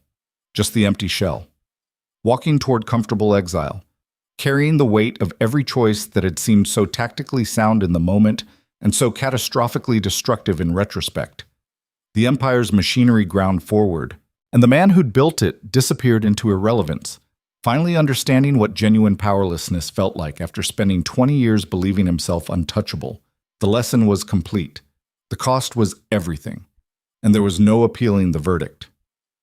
3 hours into captivity, the window exploded inward. Cassian was standing near it when the glass shattered, close enough that shrapnel sliced across his left cheek and opened a cut that immediately started bleeding. He dropped instinctively, military conditioning overriding shock, rolling behind the heavy oak desk as more glass rained down like crystal daggers. A rope fell through the destroyed window frame. Then boots hit the floor with precise impact that suggested professional military insertion. Cassian's hand moved toward a weapon he no longer carried. Old habits, useless now. He crouched behind the desk, watching blood drip from his face onto polished wood while his mind calculated angles and probabilities with the same tactical coldness that had kept him alive through 20 years of combat. A figure emerged from behind the falling rope, dark cloak, face obscured by hood, moving with the controlled aggression belonging to soldiers who'd spent careers operating in hostile territory. The figure's hand rose toward where Cassian hid. Not a weapon, an open palm, and a voice he recognized despite the circumstances. "We're leaving. Now. No arguments. No philosophical debates about whether this serves some abstract notion of justice. Just move." Theron Blackwood pulled back his hood. His weathered face was set in expression carved from pure determination. Blood stained his armor from what appeared to be recent combat. His sword remained sheathed, but his entire posture radiated readiness for violence if resistance emerged. Cassian remained crouched behind the desk. "What are you doing?" "Extraction. Something I should have done the moment Vex made his move instead of standing there calculating political fallout like a coward. This is suicide. Vex controls the palace, has 30 soldiers minimum. You're one man attempting prison break that will get both of us executed." Theron's expression hardened.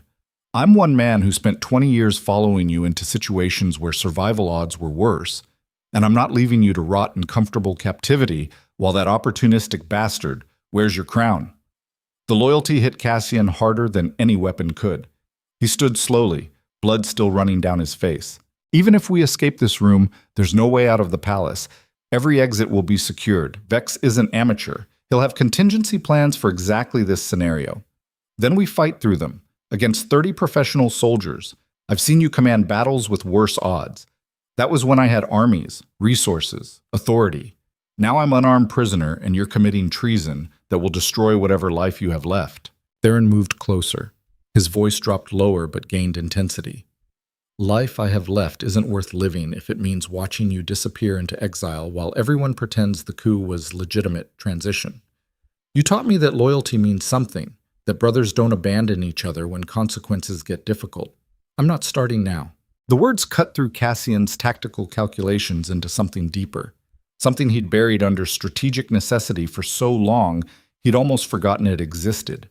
The recognition that some relationships transcended political advantage, that certain bonds couldn't be evaluated through cost-benefit analysis, that there were still humans in his world who valued connection over survival. His voice came out rougher. "If we do this, there's no coming back, no negotiation, no peaceful resolution. It becomes war. It's already war. Vex just hasn't made it official yet because he's hoping you'll fade quietly.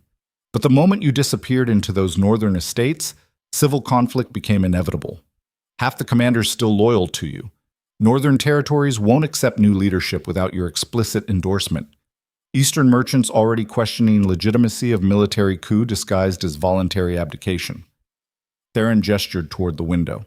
"The Empire's fracturing. Only question is whether you lead the resistance or watch from comfortable prison while better men die fighting for legitimacy you're too exhausted to claim."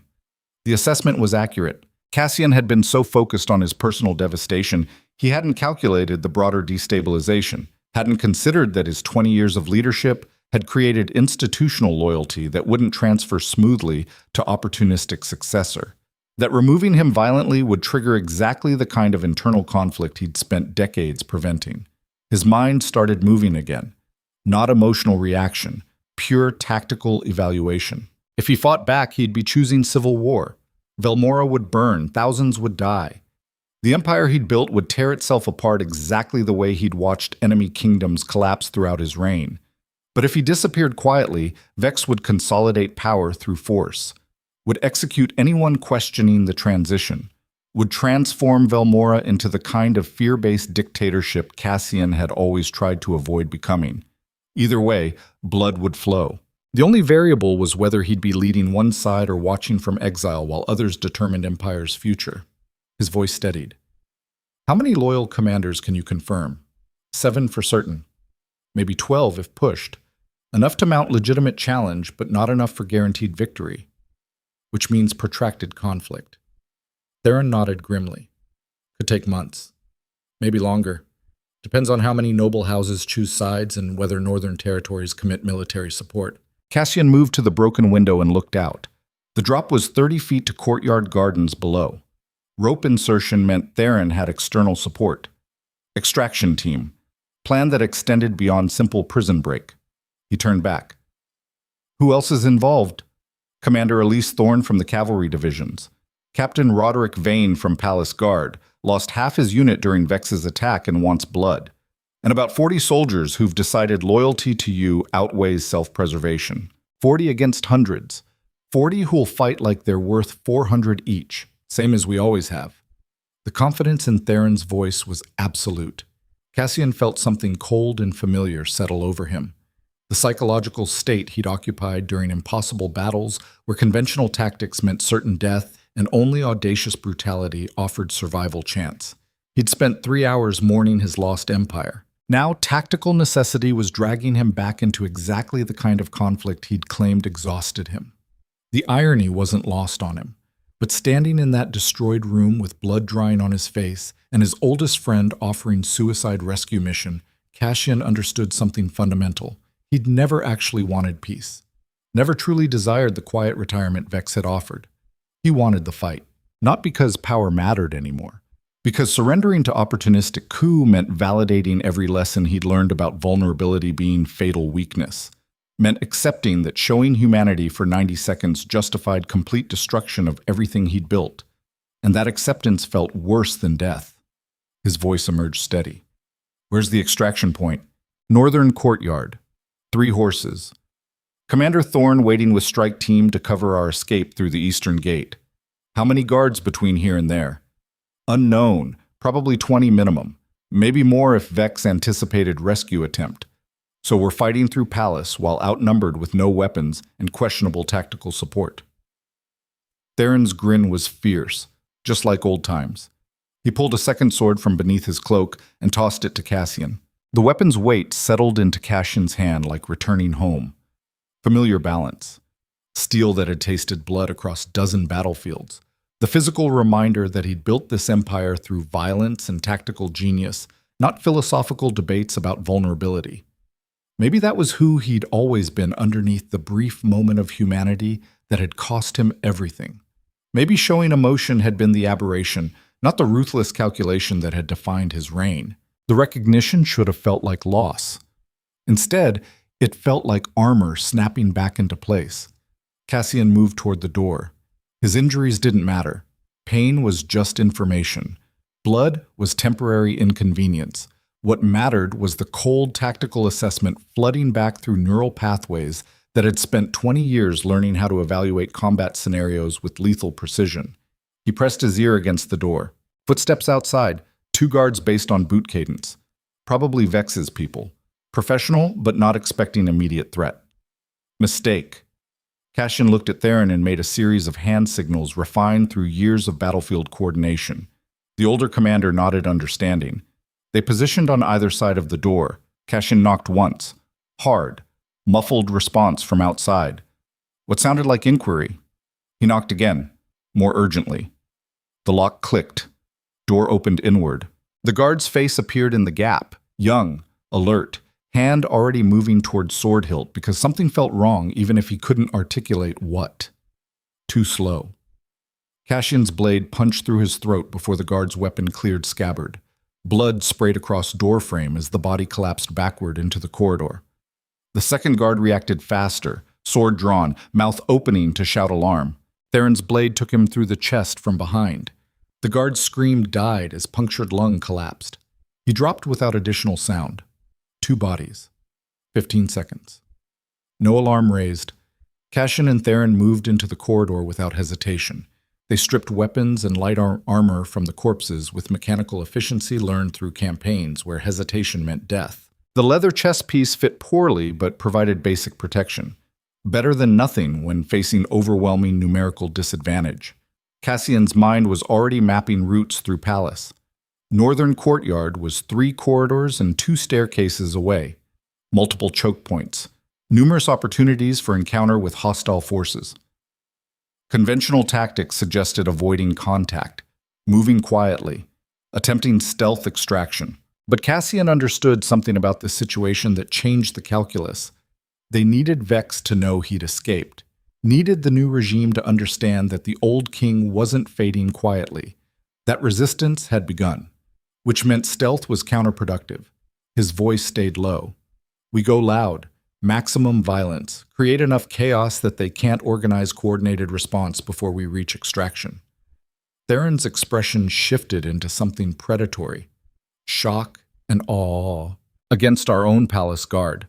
They stopped being ours the moment they chose Vex over you. Fair point. They moved down the corridor toward the main staircase, every sense heightened, peripheral vision tracking shadows, ears cataloging distant sounds that might indicate approaching threats. The palace felt different now. Not home, enemy territory. They reached the staircase without encountering additional resistance. The stone steps descended into the grand hallway that connected to the northern section. High ceilings, marble floors, wide open space designed for impressive arrivals. Terrible tactical environment. Too exposed. Too many angles for enemy crossfire. Cassian paused at the top of the stairs. Below, 6 guards stood at various positions. Vex's soldiers based on the silver armbands they wore. Alert but not combat ready. Scanning surroundings with professional vigilance that suggested training but not immediate threat expectation. 6-2. Survivable if they moved first and maintained momentum. Cassian looked at Theron. Center 2 are mine. You take the eastern pair. The western 2 will require improvisation. Theron nodded. They descended together, boots hitting marble in synchronized rhythm, not attempting stealth, just walking like they belonged there. Like 2 soldiers moving through palace on legitimate business. The guards noticed immediately. Recognition flickered across multiple faces. Confusion. The sudden cognitive dissonance of seeing the former king armed and bloodied when he should have been secured in northern wing captivity. One guard's hand moved toward sword. Cassian closed the distance before the weapon cleared scabbard. His blade took the man through the gut, twisted, withdrew. Arterial blood sprayed across pristine marble as the guard collapsed screaming. The others reacted with professional speed. But Cassian and Theron were already moving. 20 years of combat synchronization made them more dangerous than simple numerical odds suggested. They flowed through the engagement like choreographed violence, blades finding gaps in armor and defenses, footwork creating angles that turned 6 opponents into sequential one-on-one encounters rather than coordinated group attack. Steel rang against steel, blood splattered across marble and walls, men screamed and died. 30 seconds later, 6 bodies littered the grand hallway, and Cassian's arms burned from exertion he hadn't experienced in months. His breath came hard, heart hammering against ribs. The specific cocktail of adrenaline and combat chemistry flooding his system made everything sharper, more immediate, more viscerally alive than he'd felt in years behind administrative desks and diplomatic negotiations. This was what he'd been built for. Not philosophical debates about vulnerability, not emotional honesty, not the soft weakness that had cost him crown and authority.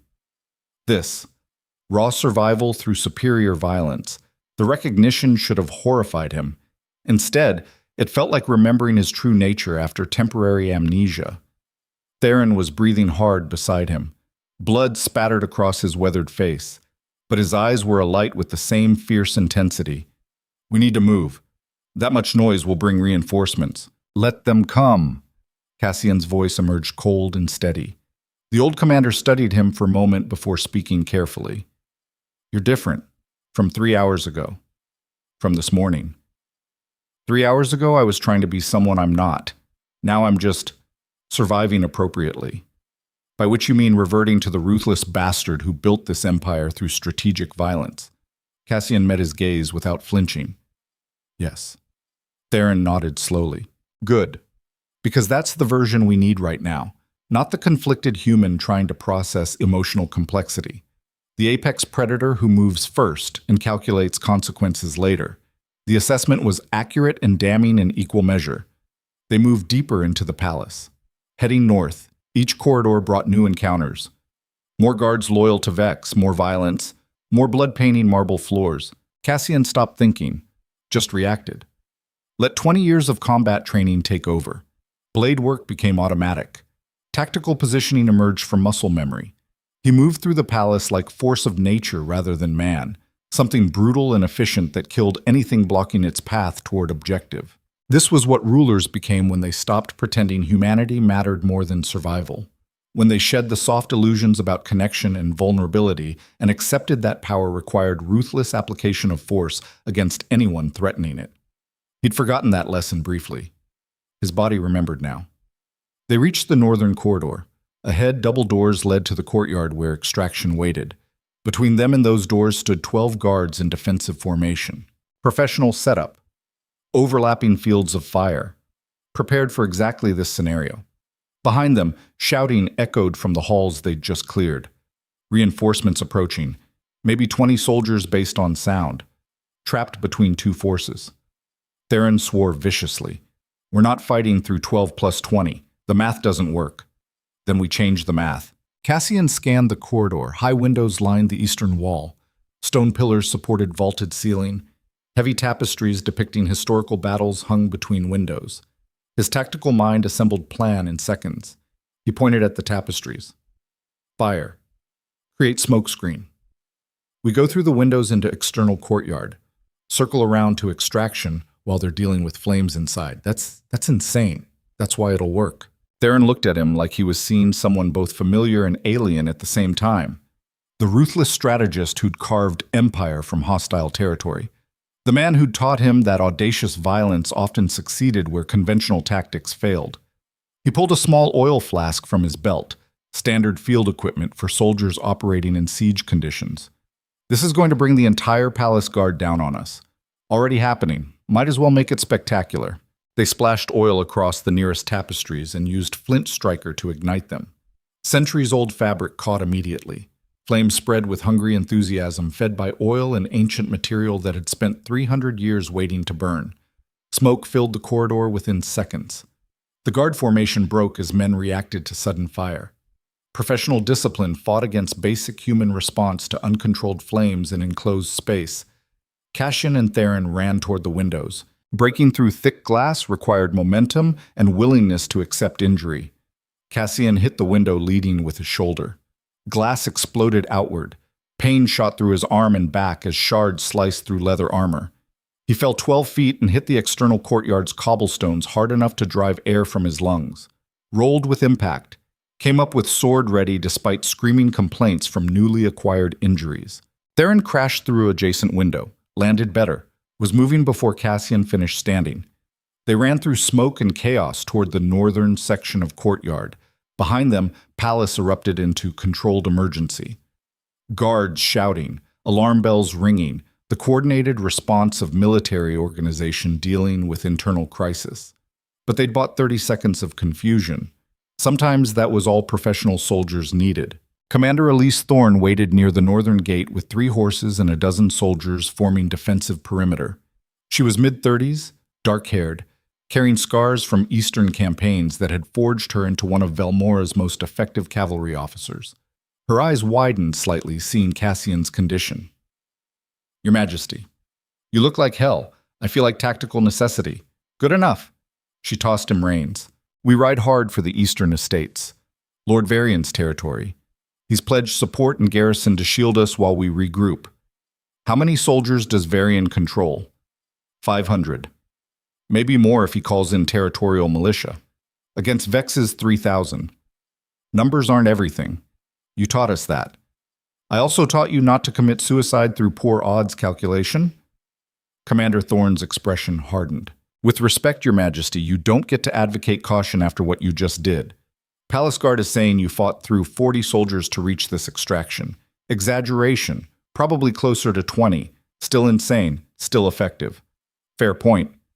The guards at the gate were trying to close it. Thorne's soldiers engaged them with brutal efficiency. Steel clashed. Men died. The gate remained partially open. Enough. Cassian mounted without waiting for clean resolution. Kicked his horse toward the gap. The animal responded to urgency in his movements.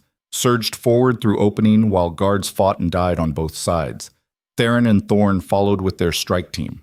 12 horses thundering through palace gates into the city streets beyond. Behind them, Vex's forces scrambled to respond, but they'd designed defenses to keep prisoners in, not to stop mounted cavalry breaking out. The city was waking to chaos.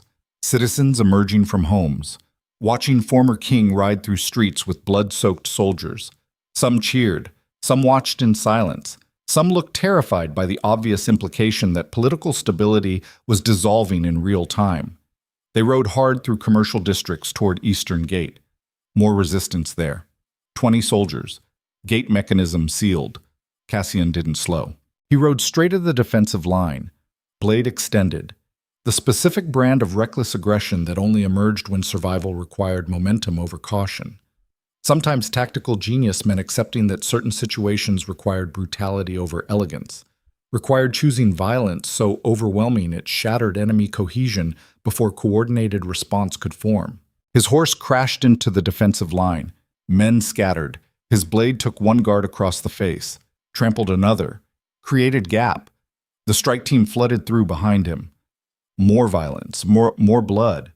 More men dying because they'd chosen wrong side in civil war that was erupting in real time. The Eastern Gate mechanism required manual operation. 3 of Thorne's soldiers dismounted and fought toward the control wheel, died doing it, but got it open. The gate swung wide. Beyond them lay open territory, Varian's estates, temporary sanctuary. Cassian kicked his horse toward freedom. Behind him, the capital erupted into chaos as word spread that the former king had escaped, that resistance had begun, that civil war was no longer theoretical possibility, but immediate reality. They rode for 2 hours through winter landscape painted white by overnight snow. No pursuit emerged. Vex was probably consolidating palace control, evaluating options, deciding whether to commit resources to immediate chase or secure power base first. Textbook tactical thinking, which meant predictable, which meant exploitable. Cassian's mind was already assembling strategy, not emotional response, not philosophical debate about whether this war was justified, just cold evaluation of how to leverage limited resources against superior numbers through positioning, timing, and willingness to make decisions that would haunt better men. This was what he'd been avoiding for 3 hours while feeling sorry for himself about lost marriage and damaged authority. This was what he actually was underneath all the brief vulnerability. A predator. Built for this exact scenario. Surviving impossible odds through superior violence and tactical brutality. The recognition should have felt like loss of humanity. Instead, it felt like finally admitting truth he'd known all along. He was fundamentally incompatible with peace, with emotional honesty, with the kind of vulnerability that had cost him everything. He was a weapon, pointed at threats, optimized for destruction. Everything else had always been illusion, temporary performance, the brief moment of weakness that had let opportunistic rivals strip away crown and authority. Never again. Varian's estate appeared on the horizon, fortified manor house surrounded by stone walls and defensive positions occupied by soldiers wearing his house colors. Safety. Temporarily. They rode through gates into courtyard where Lord Varian himself waited. He was older, gray-bearded. One of the few nobles who'd supported Cassian during early reign building and maintained loyalty through decades of political pressure. His expression showed relief mixed with concern. Your Majesty, when Commander Thorne contacted me about providing sanctuary, I'd hoped the situation was exaggerated. Seeing your condition suggests otherwise. Cassian dismounted. Every injury screamed protest. He ignored them. Marcus Vex executed a coup this morning. I'm mounting resistance. Need staging ground and military support to begin reclaiming legitimate authority. Varian studied him carefully. You look different from this morning's reports. The man who abdicated sounded broken. You sound ready for war. I am. What changed? I remembered who I actually am underneath brief moment of weakness that nearly destroyed everything. The honesty was brutal and complete.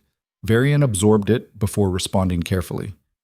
I can offer 500 soldiers, defensive positions, supply lines, but I need to know this is more than revenge-driven impulse. Need to know you've got actual strategy beyond simply burning everything Vex has built. Cassian met his gaze with cold certainty. I've got strategy. And it starts with understanding that showing vulnerability in systems built on dominance is a fatal mistake I won't repeat. Vex exploited my humanity, taught me that emotional honesty just provides ammunition for opportunists. So I'm done being honest, done being human, done with everything except reclaiming what belongs to me through superior tactical violence. His voice hardened. And anyone standing between me and that objective becomes obstacle, requiring removal, including citizens, including nobles, including anyone who chose Vex over me when I showed weakness for 90 seconds. The throne room speech had been test. I failed by being vulnerable. Now I'm correcting that mistake through methods that won't fail again because they don't depend on anyone's affection or loyalty beyond simple fear of consequences. Varian's expression shifted into something complicated. That's concerning. That's survival. And you're either supporting it or you're neutral. Choose now before I leave and take my resistance somewhere else. The ultimatum hung between them. Lord Varian was silent for a long moment. His eyes tracked across Cassian's blood-soaked frame, the cold calculation in his expression, the fundamental transformation from broken ruler to something sharper and more dangerous. Finally, he spoke. My soldiers are yours, my estates, my resources. But Cassian, don't lose yourself completely in this. The man who built Velmora was ruthless, yes, but he wasn't monster. Don't let Vex's betrayal turn you into something worse than him. Cassian's laugh came out hollow. Too late. I became something worse than him the moment I decided survival mattered more than maintaining whatever shred of humanity I'd briefly rediscovered. He turned toward the manor house. Prepare your commanders for briefing in 1 hour. We're planning offensive operations immediately. No waiting, no defensive positioning. We hit Vex before he consolidates power. The assembled soldiers watched him walk toward the manor. Theron fell into step beside him. The older commander's voice was quiet. You sure about this path? Once you commit to this version of yourself, there's no walking it back, I'm sure. Because the alternative is accepting that vulnerability destroyed me, that showing emotion for 90 seconds justified complete loss of everything I built, and I'd rather burn the entire empire than validate that lesson, even if burning it means becoming exactly the kind of ruler you always tried to avoid. Especially then. Because at least monsters survive. Humans just get exploited by smarter predators. They entered the manor house. Behind them, winter wind carried smoke from the capital's burning palace tapestries. The physical evidence that civil war had begun, that the empire Cassian had spent 20 years building was about to be tested through the kind of internal conflict he'd always feared most, and that the man who'd briefly tried choosing humanity over dominance had died somewhere in that throne room during Vex's coup. What remained was the weapon, refined through 2 decades of violence, pointed at anyone who'd mistaken his momentary vulnerability for permanent weakness, ready to demonstrate exactly why showing mercy to opportunistic rivals was always a fatal mistake that powerful men learned too late. The war was beginning. The cost would be catastrophic. And former King Cassian Voren no longer cared about anything except reclaiming what had been stolen the moment he'd admitted being fallible human instead of untouchable force. Inside the manor house, strategy sessions began. Outside, the Empire held its breath, and somewhere in the smoking ruins of burned palace corridors, Marcus Vex was receiving reports about escaped prisoners and emerging resistance, learning too late that removing apex predators required more than exploiting brief moments of vulnerability, required understanding that wounded animals were always more dangerous than healthy ones, that men with nothing left to lose stopped calculating consequences, and that the most terrifying version of Cassian Voren wasn't the ruthless emperor who'd built Velmora through strategic dominance. It was the broken king who'd stopped caring whether empire survived as long as everyone who'd betrayed him burned first. The climax was building, the confrontation inevitable, and when former ruler faced opportunistic successor across battlefields soaked in blood of citizens who'd chosen wrong side, only one truth would matter. Some men were built for peace, others for war. And Cassian Voren had just remembered which category he'd always belonged to. The war lasted 6 weeks. Not the sprawling multi-year conflicts historians would later describe. Just 42 days of brutal violence that consumed Velmora like fever burning through a body already weakened by internal rot. Cassian fought with the methodical savagery of a man who'd stopped calculating moral cost. His forces were outnumbered 3-1, but moved with precision learned through decades of asymmetric warfare. They struck supply lines, assassinated Vex's commanders during night raids, burned loyalist territories until neutrality became more attractive than supporting the coup. Civilians died in numbers that would haunt record keepers for generations.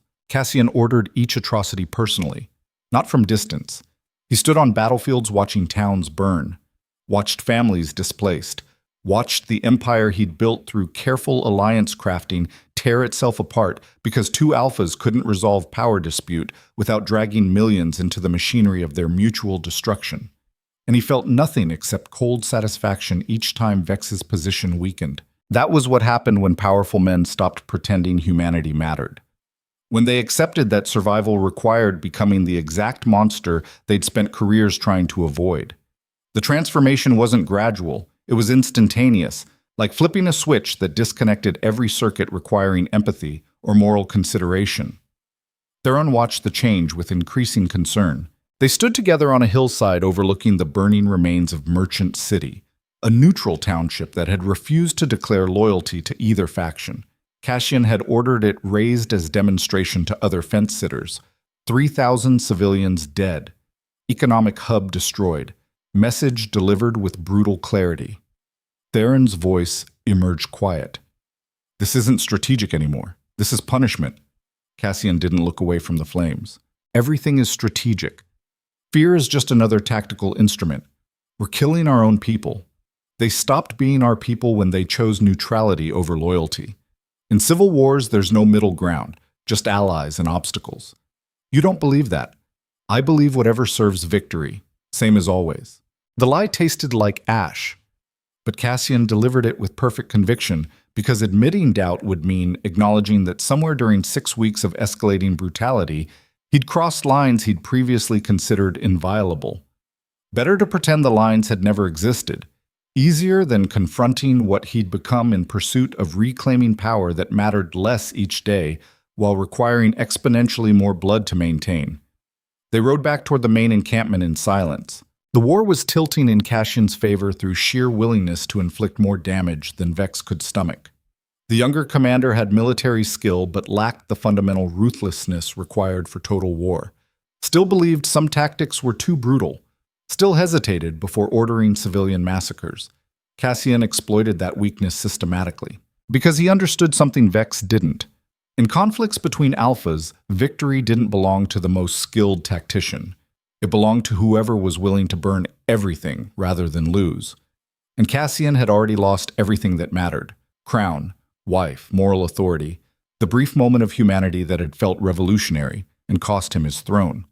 What remained was pure tactical instrument optimized for destruction. The encampment sprawled across Eastern Valley.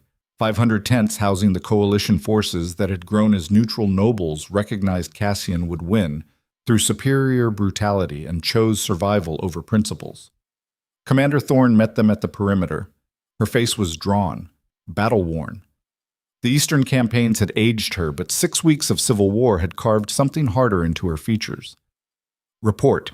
Scouts confirm Vex is consolidating forces at the capital, pulling back from outlying territories.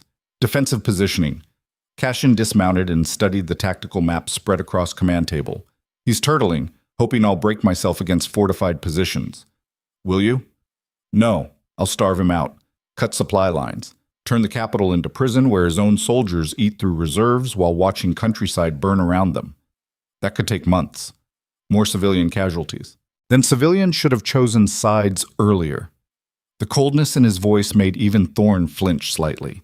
But she nodded acceptance because that was what military command required. Following orders, even when they violated every instinct, screaming that the cure had become worse than the disease. Cassian spent the next hour reviewing troop positions and supply logistics.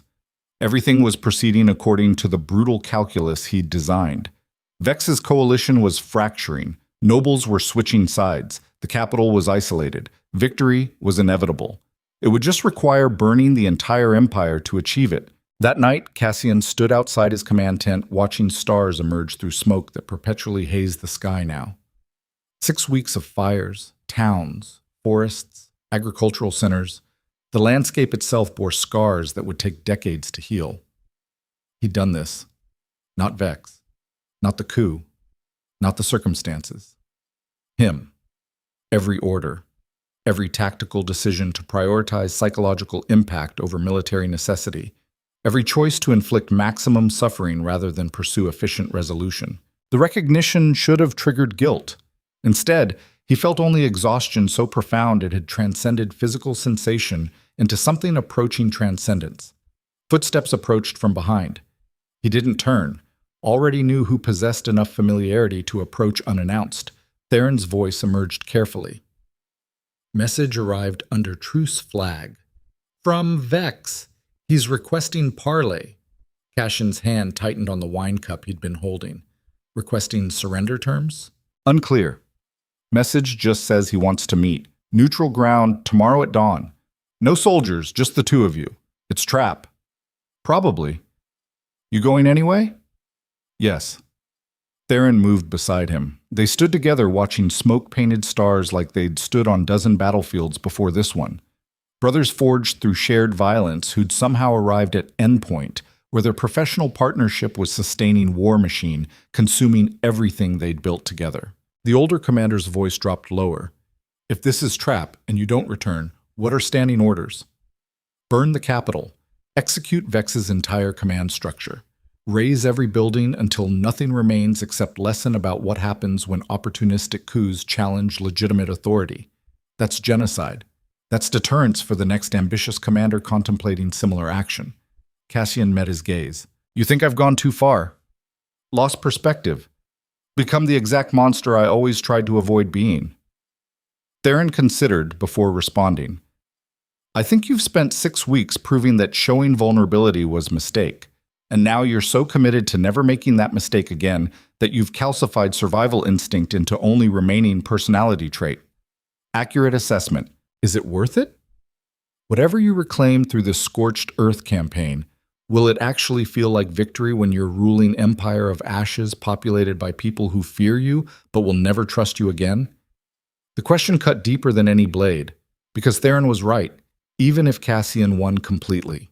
Even if he reclaimed throne and executed everyone who'd betrayed him and reestablished authority through overwhelming demonstration of ruthlessness, what exactly would he rule? Not the careful alliance network he'd built over 20 years. That was gone. Destroyed through 6 weeks of internal war that had shattered every institutional trust he'd cultivated. He'd be left with empire held together purely through fear, through recognition that resistance meant total annihilation, through populations traumatized into obedience who would spend generations planning revenge while smiling through mandatory loyalty demonstrations. That wasn't actually victory. It was just extended occupation of hostile territory that happened to be his own kingdom. But admitting that meant acknowledging the entire war had been a catastrophic mistake, that responding to vulnerability exploitation through escalating brutality had solved nothing while costing everything. And Cassian couldn't afford that admission. Not after 42 days of atrocities committed in service of reclaiming power that mattered less each day while demanding more blood to maintain. His voice emerged flat. I'll know what it's worth after I've reclaimed it. Until then, speculation is luxury I can't afford. Theron nodded slowly. Not agreement, just acknowledgement that further argument was pointless. They stood in silence, watching smoke paint the sky. Tomorrow at dawn, Cassian would meet his usurper under truce conditions. And whatever happened during that meeting would determine whether Velmora survived as recognizable empire or descended into permanent state of violent authoritarianism that murdered its own soul while maintaining its borders. The weight of that knowledge sat heavy as crown he no longer wore. Dawn arrived cold and merciless. Cassian rode alone toward the agreed meeting point, abandoned watchtower on neutral ground between territories. The structure had witnessed 3 centuries of border disputes before Velmora unified the regions. Now it stood as monument to divisions that had never truly healed despite decades of enforced cooperation. Fitting location for this conversation. He dismounted and climbed the stone stairs to the tower's observation deck. The view stretched across valleys and hills scarred by recent combat. Smoke still rose from distant fires, the physical evidence of what civil war cost in real terms rather than tactical abstractions. Vex was already there. The younger commander stood at the eastern railing looking out over the devastated landscape. He'd lost weight, face drawn, battle-worn in ways that suggested 6 weeks had aged him comparable to years. His armor was functional, but lacked the pristine presentation Cassian remembered from palace days. War consumed everyone it touched, even opportunistic coups that seemed tactically sound in moment before consequences metastasized. Cassian approached slowly, hand near sword but not threatening immediate violence. They stood 10 feet apart, close enough for conversation, far enough for defensive reaction if this devolved into combat. Silence stretched between them. Finally, Vex spoke without turning. I miscalculated. The admission emerged flat, factual assessment rather than emotional confession. Cassian remained silent, waiting. Vex continued, I thought removing you would stabilize the Empire. Thought your emotional breakdown during that throne room speech indicated you'd become liability requiring replacement. Thought I could execute clean transition and maintain institutional continuity. You thought wrong. Yes. Vex turned to face him. What I didn't calculate was that wounded apex predators are more dangerous than healthy ones. That men with nothing left to lose stop following conventional rules. That your response to vulnerability exploitation wouldn't be retreat but escalation until everyone involved was destroyed. He gestured toward the burning landscape. 6 weeks. 40,000 dead.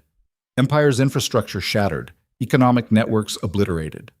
3 generations of careful alliance building reduced to ashes because I thought tactical competence could overcome your willingness to burn everything rather than accept defeat. Cassian's expression remained neutral. You're here to surrender. I'm here to offer alternative to mutual annihilation. Explain. Vex moved away from the railing. His posture wasn't defensive, but it carried awareness that this conversation could detonate into violence with minimal provocation. You can't actually win this war. Not in any meaningful sense.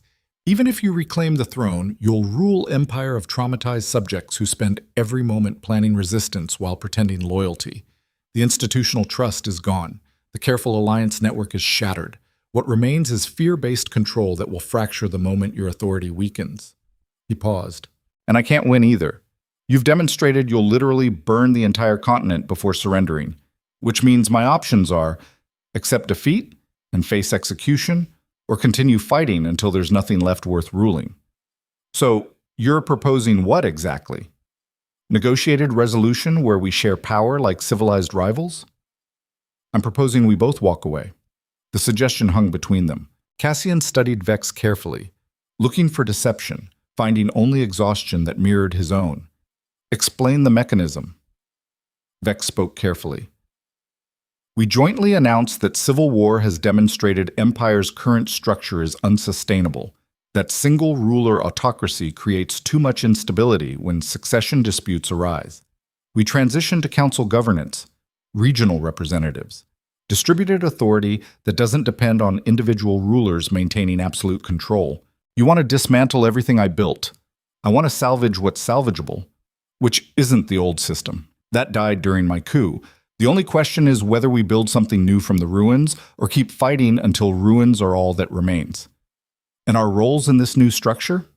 We both step aside, become advisors if we want, or disappear completely. But we stop being the focal point of conflicts that consume millions of civilians who never asked to die for our power disputes. The proposition was radical, revolutionary. Everything Cassian had spent 20 years opposing because distributed authority meant surrendering control, and control was the only currency that mattered to men built for dominance.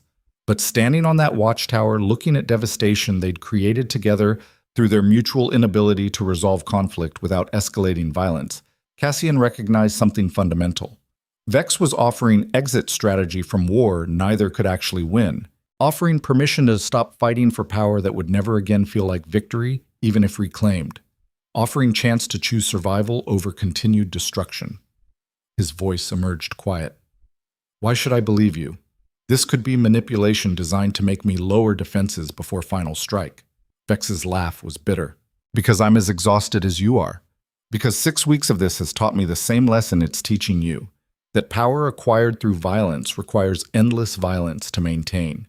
That winning through brutality just creates conditions for next cycle of brutal resistance. That we're both trapped in system we helped create that now consumes us. He met Cassian's gaze directly. I'm not your enemy. Never was. I'm just another man who believed tactical competence could substitute for genuine leadership. Who thought removing vulnerable ruler would solve problems without recognizing vulnerability was symptom, not disease. We're the same. just operating on different timelines. You learned these lessons during your reign. I'm learning them 6 weeks into mine. But we're both arriving at same conclusion, that dominance-based rule is fundamentally unsustainable poison that destroys everyone it touches. The honesty was uncomfortable because it was accurate. Cassian had spent 6 weeks proving he could be more ruthless than Vex, could escalate violence until opponent broke, could demonstrate that showing mercy or hesitation was fatal weakness in zero-sum power struggles. And what had it gained him? Pyrrhic victory that would taste like defeat regardless of outcome. Empire too damaged to govern effectively. Population too traumatized to trust authority. Legacy permanently stained by civilian massacres ordered during desperate campaign to reclaim throne that no longer meant what it once had. He'd won the tactical war while losing everything that made winning worthwhile. The recognition arrived with crushing finality. His voice emerged rougher. If I agree to this, if we jointly dismantle the system and transition to distributed governance, what happens to us specifically? Vex shrugged. Whatever we choose, retirement, advisory roles. Exile if we prefer distance from what we've created. The point is we stop being the problem while pretending to be the solution. And the people we've killed during this war, the towns we've burned, the families we've destroyed, that just disappears into historical record as regrettable necessity? No. It haunts us forever. Same as every tactical decision we've made throughout our careers that prioritize strategic advantage over human cost. We don't get redemption, just the small mercy of stopping before body count reaches levels that make continuation completely unconscionable. The assessment was brutal and honest in ways that reminded Cassian of why he'd promoted Vex originally. The younger commander possessed that rare combination of tactical brilliance and willingness to acknowledge uncomfortable truths others avoided. He just needed to learn those truths through same bloody education that had shaped Cassian's entire reign. They stood in silence, watching the sun climb higher over devastated landscape. 42 days of war. 40,000 dead. Empire's infrastructure shattered, and 2 alpha predators finally acknowledging that their inability to coexist without mutual destruction was the actual problem rather than whichever tactical grievance had triggered current conflict. Cassian spoke quietly. If I agree, I need guarantees. That my loyal commanders won't face execution, that transition happens peacefully, that we're not just postponing final confrontation. Vex nodded. Agreed. We draft joint proclamation. Present united front. Make clear this is mutual decision rather than surrender from either side. Frame it as evolution beyond autocratic model that served its purpose but requires modernization. It's still surrender, just dressed up in collaborative language. It's survival, dressed up in whatever narrative lets us both walk away without triggering immediate resistance from hardline factions. Fair point. Cassian moved to the railing and gripped cold stone. His hands were scarred from recent combat. Blood-stained. The physical evidence of 6 weeks spent proving he could be monster when circumstances demanded. The evidence felt less like vindication and more like indictment. He'd spent 20 years building empire through careful balance of force and alliance, had cultivated relationships, had tried, however imperfectly, to rule in ways that benefited broader populations rather than just consolidating personal power. Then spent 6 weeks destroying all of it because one moment of vulnerability had been exploited, and his response was scorched earth campaign that proved vulnerability was weakness, rather than attempting to understand why showing humanity had triggered such violent backlash. The cycle was clear now, and vicious, and fundamentally unsustainable. Powerful men built systems that required suppressing vulnerability, then punished anyone showing it, then became so isolated they eventually broke under pressure, then got replaced by younger rivals who repeated identical pattern until they broke similarly. Generation after generation, same lessons, same trauma, same catastrophic outcomes. Unless someone chose to break the cycle, Cassian turned back to Vex. I agree to joint transition, with conditions. Name them. Elowin and King Draven receive full pardons. They're allowed to return without persecution if they choose. Their exile ends and any bounties or legal actions against them are dissolved. Vex's expression shifted into something complicated. Why does that matter now? Your marriage is over. They're gone. This gesture doesn't reclaim what was lost. I know. But they were collateral damage and power struggle they never chose. And if I'm going to start dismantling systems that consume innocent people, they're a good place to begin. The reasoning was sound, even if motivations remained murky in Cassian's own mind. He wasn't sure if he wanted Eowyn pardoned because he still cared about her well-being, or because some part of him recognized she'd been right about everything during their final conversation, that he'd failed her through emotional negligence long before Kael arrived, that punishing them for seeking connection he'd never provided was just additional cruelty in campaign defined by unnecessary cruelty. Either way, removing their exile felt like small attempt at corrective action in a lifetime of tactical decisions that prioritize power over human consideration. Vex nodded slowly. Agreed. Full pardons. Anything else? Cassian considered. Theron Blackwood becomes part of Transitional Council.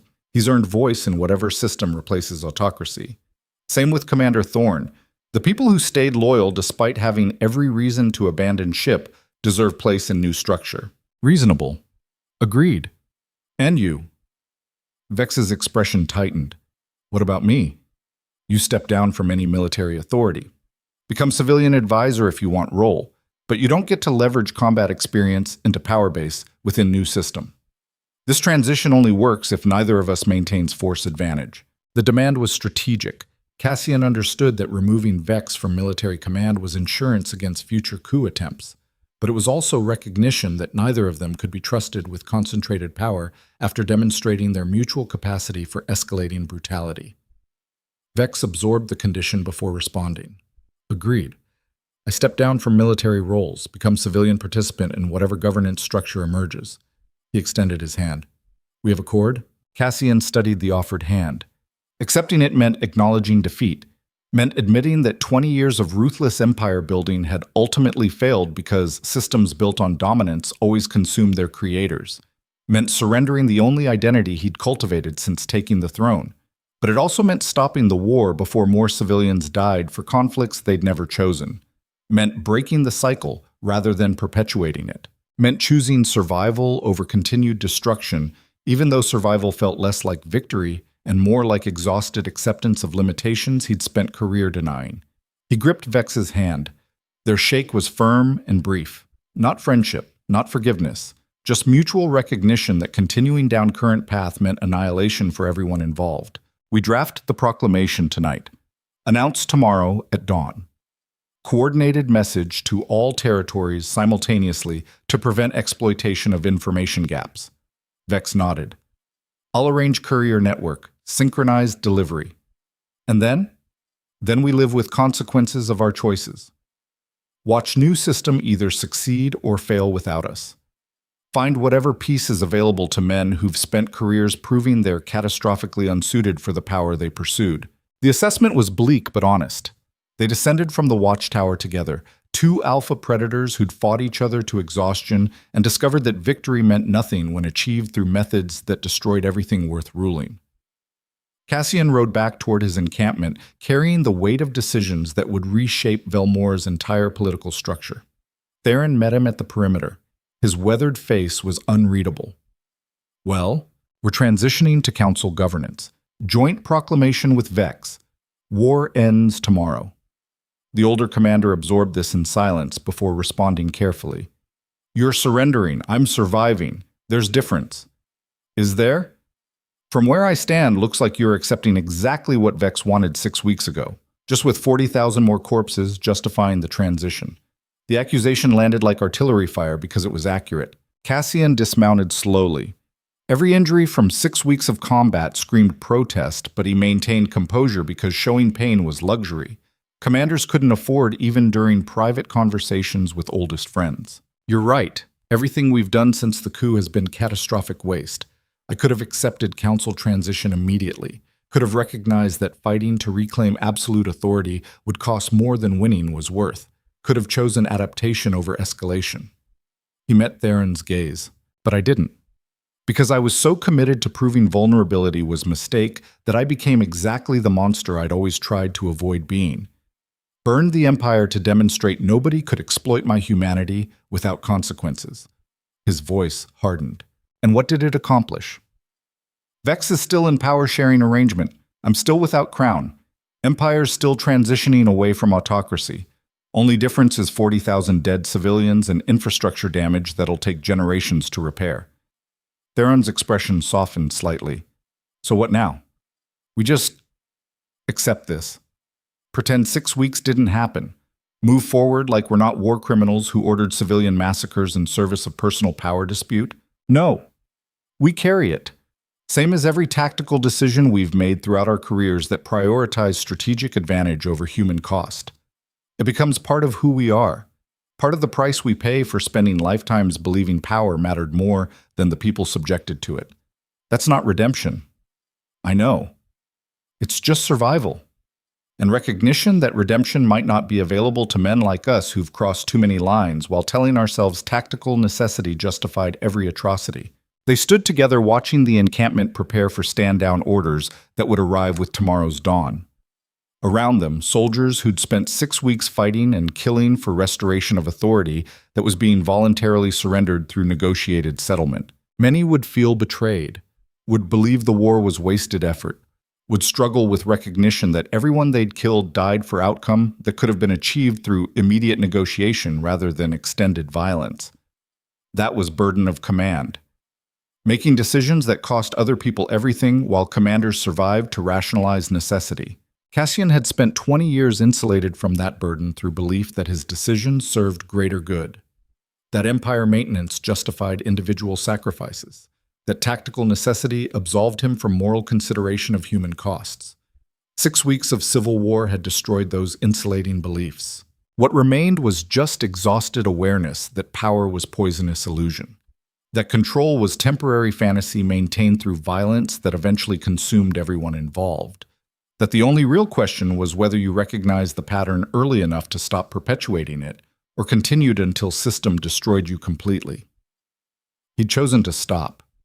Not because he'd become a better person, because continuing meant becoming worse than he could survive being.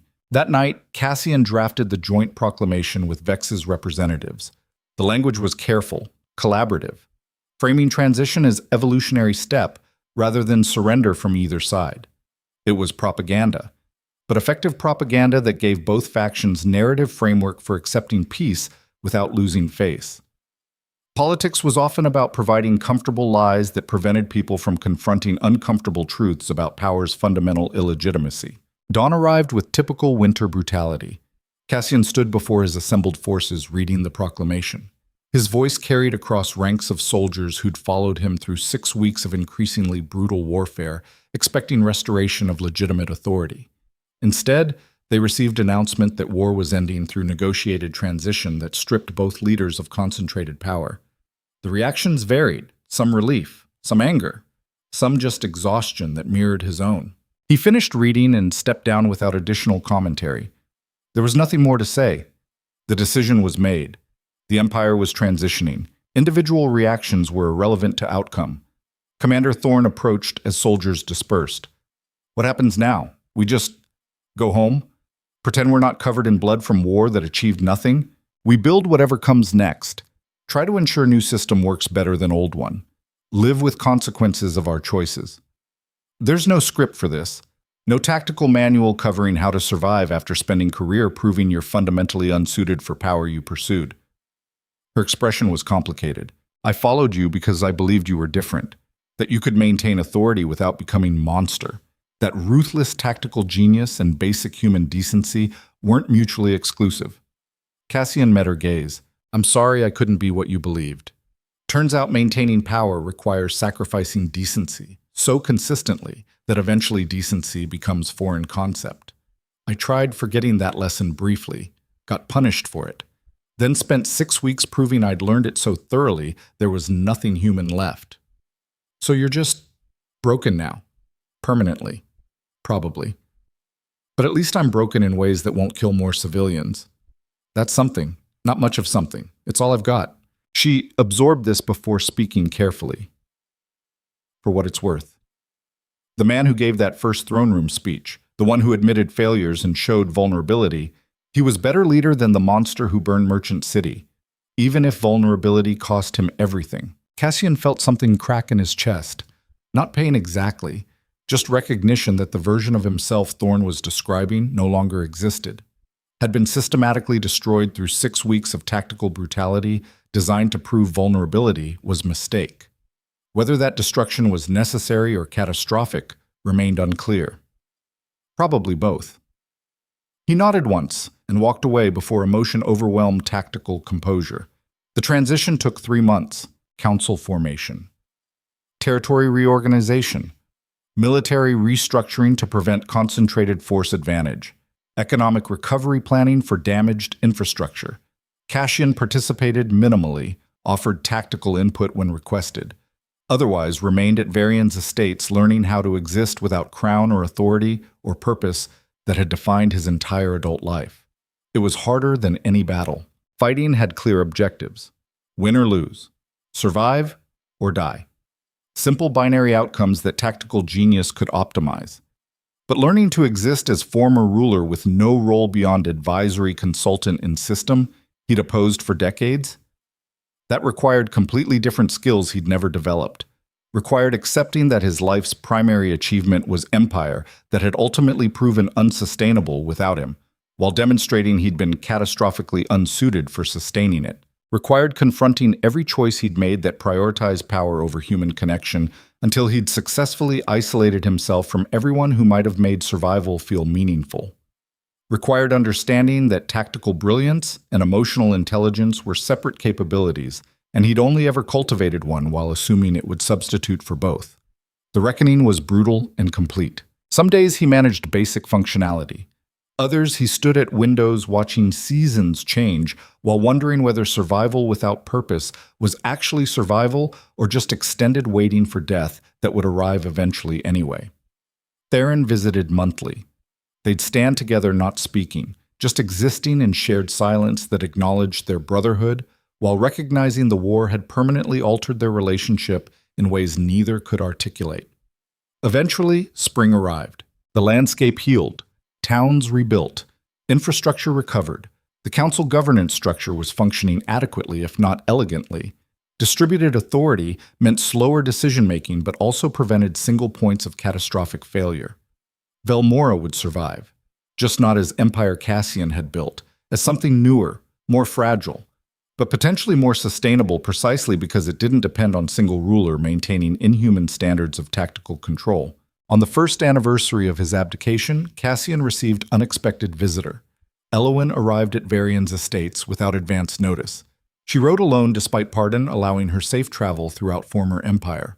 Her dark hair was longer now, face weathered by year, spent building life beyond royal constraints. She looked more alive than he'd ever seen her during their marriage. The recognition hurt worse than any battlefield injury. They stood in Varian's courtyard while servants pretended not to watch. Ex-king and ex-queen. 2 people whose failed relationship had triggered cascade of events that reshaped continental politics. Cassian spoke first. "I didn't expect to see you again." Eowyn's voice was steady. "I heard what happened.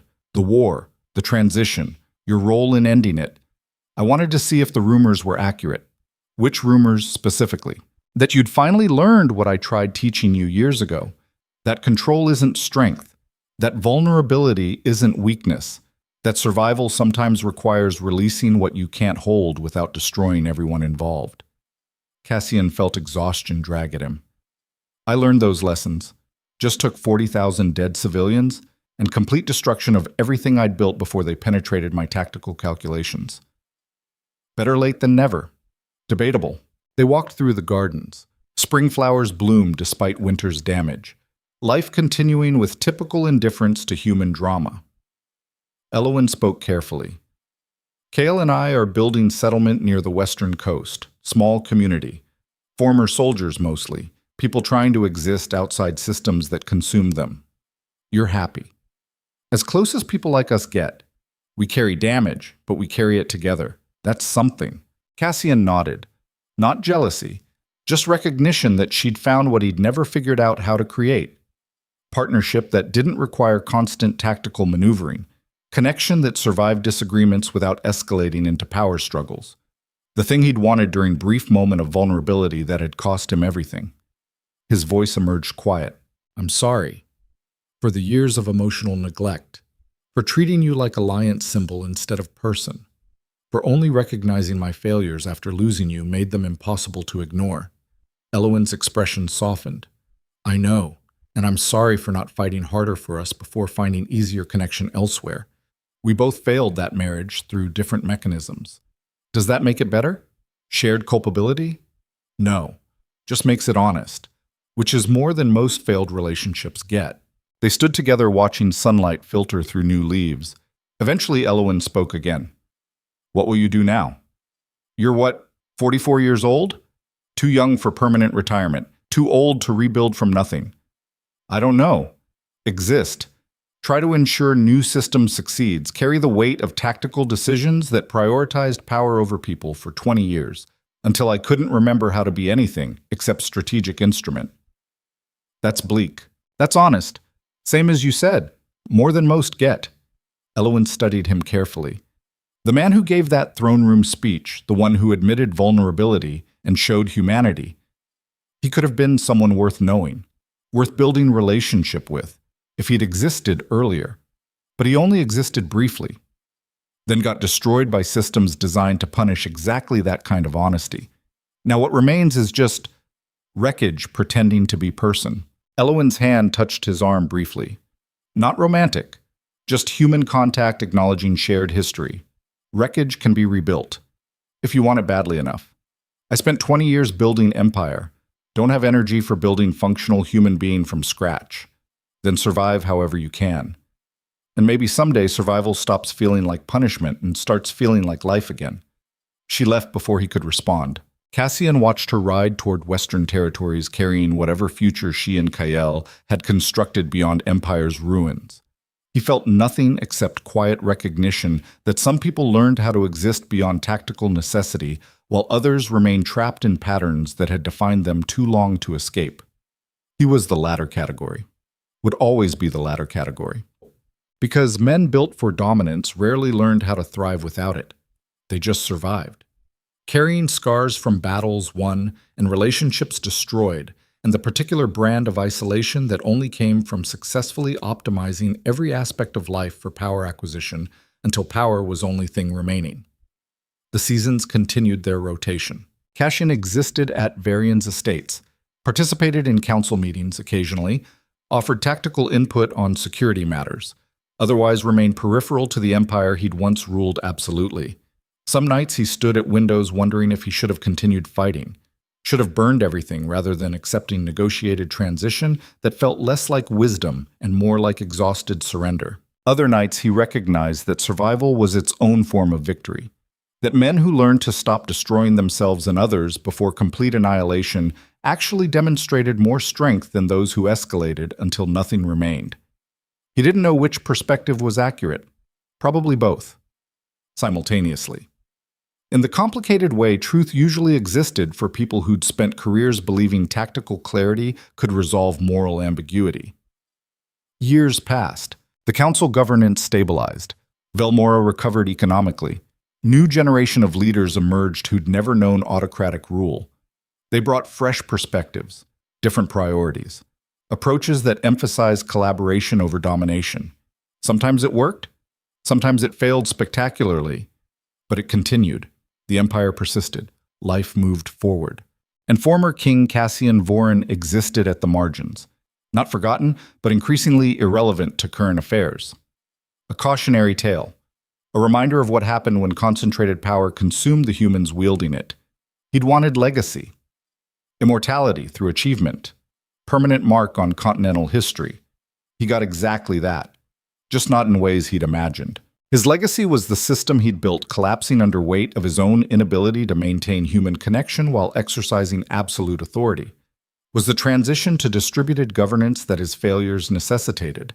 Was the 40,000 deaths demonstrating why autocracy was fundamentally unsustainable poison? Not the triumphant narrative he'd envisioned, but honest accounting of what power actually cost when pursued by men incapable of balancing tactical genius with basic emotional intelligence. On the 10th anniversary of his abdication, Theron visited one final time. The older commander was ancient now, gray-bearded, weathered beyond recognition, but his eyes still carried the fierce intelligence that had made him Cassian's most valuable advisor for 20 years. They stood at the same window overlooking Varian's estates. Theron spoke without preamble. I'm dying. Probably 3 months. Maybe 6, if I'm unlucky. Wanted to see you before it finished. Cassian felt grief cut through the numbness he'd cultivated as survival mechanism. I'm sorry. Don't be. I've had longer than most, seen more than any soldier deserves, survived wars that killed better men. Now it's just time. They stood in silence. Eventually Theron continued, I need to tell you something about that throne room speech, the one that triggered everything. What about it?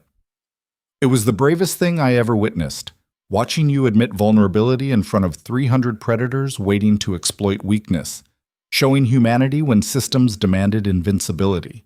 That took more courage than any battle we fought together. Cassian's voice emerged rough. It cost me everything. I know. But it was still the right choice. The human choice. The only choice that acknowledged you were person instead of just tactical instrument. He paused. And the fact that showing humanity got punished so brutally says more about our systems than about you. The failure wasn't vulnerability. It was empire that couldn't survive ruler being honest about limitations. The words hit harder than any battlefield wound, because Theron was right. Cassian had spent a decade believing his moment of vulnerability was the mistake. That showing emotion for 90 seconds justified everything that followed. That he should have maintained tactical mask regardless of internal devastation. But the actual failure was system that made human honesty into fatal weakness. That required leaders to suppress every genuine impulse until they calcified into strategic instruments incapable of basic emotional connection. He'd built that system himself, then been destroyed by it, then spent remaining years accepting destruction as justified rather than recognizing the system itself was fundamentally poisonous. His voice cracked. I don't know how to carry this. All of it. The deaths. The failures. The recognition that everything I built was designed to consume people exactly like it consumed me. Theron's hand gripped his shoulder. You carry it the same way every soldier carries their wars. By acknowledging weight without being crushed. By existing despite burden. By understanding that survival after catastrophic choices is its own form of redemption, even if it never feels like forgiveness. That's not enough. It's all we get. Men like us don't receive clean redemption arcs. We just survive. And hope that survival eventually teaches us lessons that prevent next generation from repeating our mistakes. Cassian felt tears burn behind his eyes for first time in years. I miss who I was before the crown, before tactical necessity became only personality trait, before I forgot how to be human instead of just strategic instrument. Theron's voice was gentle. That person still exists, buried under decades of armor. You could excavate him if you wanted, if you believed vulnerability was strength instead of weakness, if you accepted that control was always illusion and the only real power was choosing who you became after losing everything else. How? By starting. By choosing one small human action that doesn't serve tactical purpose.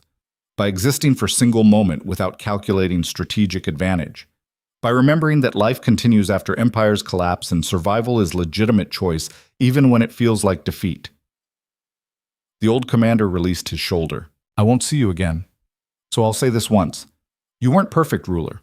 Made catastrophic mistakes. Built systems that consumed everyone they touched, including yourself. But you also tried. Genuinely tried to balance power with humanity, even when systems punished every attempt. His voice strengthened. That effort mattered. Still matters. Not because it succeeded, because it demonstrated that even apex predators can question their nature, can choose differently when confronted with full cost of their tactical decisions, can survive after losing everything that defined them. Theron moved toward the door. That's your actual legacy. Not the empire you built, not the transition you enabled, just the recognition that powerful men can learn to be human again if they're willing to survive the education. He left without waiting for response. Cassian stood alone at the window while spring light painted the gardens and tears finally spilled across scarred cheeks. He'd spent 20 years ruling empire, 10 years learning how to survive after losing it. And in that moment, for first time since his abdication, Cassian Voren chose something that didn't serve tactical purpose. He chose to forgive himself, not because he deserved it, Because carrying the weight without any possibility of redemption would crush him before time finished what the wars had started. Because survival required accepting that catastrophic choices taught brutal lessons but didn't permanently define the humans who made them. Because somewhere beneath the armor and tactical conditioning and decades of prioritizing power over connection, there remained a person capable of learning, growing, becoming something more than just strategic instrument optimized for destruction. The recognition wouldn't erase the deaths, wouldn't rebuild shattered relationships, wouldn't restore lost empire or repair damaged systems. But it might allow him to exist as actual human instead of just wreckage pretending to survive until death arrived. And after everything, after the wars and betrayals and the complete destruction of life he'd carefully constructed through ruthless tactical brilliance, after learning every painful lesson about power's poisonous nature and control's fundamental illusion and vulnerability's complicated relationship to strength, after surviving when sometimes death felt cleaner than continued existence carrying impossible weight, after all of it, maybe choosing to be human again was the only victory available to broken kings who'd learned their lessons too late but were still breathing anyway. Cassian stood at that window watching spring heal winter's damage and understood something fundamental. Empires fell. Systems collapsed. Power was temporary illusion maintained through violence that eventually consumed everyone involved. But humans could survive beyond the wreckage, could choose to exist differently than systems demanded, could learn that strength wasn't dominance and vulnerability wasn't weakness, and survival sometimes meant releasing everything you couldn't hold without destroying everyone involved. It wasn't redemption, just recognition that life continued after catastrophic failures, that people could become more than their worst tactical decisions, that carrying weight didn't require being crushed by it. He'd spent 30 years learning that lesson through every mistake possible. Finally, exhausted, scarred beyond recognition, stripped of everything except breath and daylight and the stubborn choice to keep existing despite cost. Finally, he understood, and understanding was enough. Not for glory, not for legacy, not for any grand purpose, just for survival. Real survival, not tactical calculation, not strategic positioning, just the messy human choice to wake tomorrow and try again and accept that sometimes that was all anyone could offer. Sometimes it was enough. Outside his window, the Empire continued without him. Stronger for his absence, healthier for distributed authority that prevented single points of catastrophic failure. His actual legacy wasn't the autocracy he'd built. It was the transition his failures necessitated. The recognition that concentrated power was poisonous illusion that consumed everyone involved. The demonstration that even apex predators could choose differently when confronted with full cost of their dominance. That lesson would outlast his memory, would shape generations who learned from his mistakes rather than repeating them, would prevent future autocrats from believing tactical genius could substitute for basic human consideration. Not the heroic narrative he'd wanted, but honest accounting that might actually help people. And in the end, after everything, after all the blood and burning and brutal education about power's real nature, that mattered. Former King Cassian Voren stood at his window learning how to exist beyond tactical necessity, learning that survival was legitimate victory, that vulnerability was complicated strength, that humans could outlast the systems designed to consume them, learning to be human again after decades of being weapon. It was enough. Not for redemption, not for glory, not for any grand purpose beyond simple continued existence. But sometimes simple continued existence was the bravest choice available to people who'd lost everything else. He chose it. And in choosing, in surviving, in existing as flawed human instead of perfect strategic instrument, he finally understood what true strength actually meant. Not dominance, not control, not tactical superiority, just the stubborn human refusal to be destroyed by lessons learned through catastrophic mistakes. The choice to keep breathing, keep learning, keep becoming something more than worse decisions. That was the real victory. And Cassian Voren claimed it, not through conquest, through surrender, through acceptance, through the hardest battle humans ever fought, choosing to continue after losing everything that defined them. Spring light filled the window.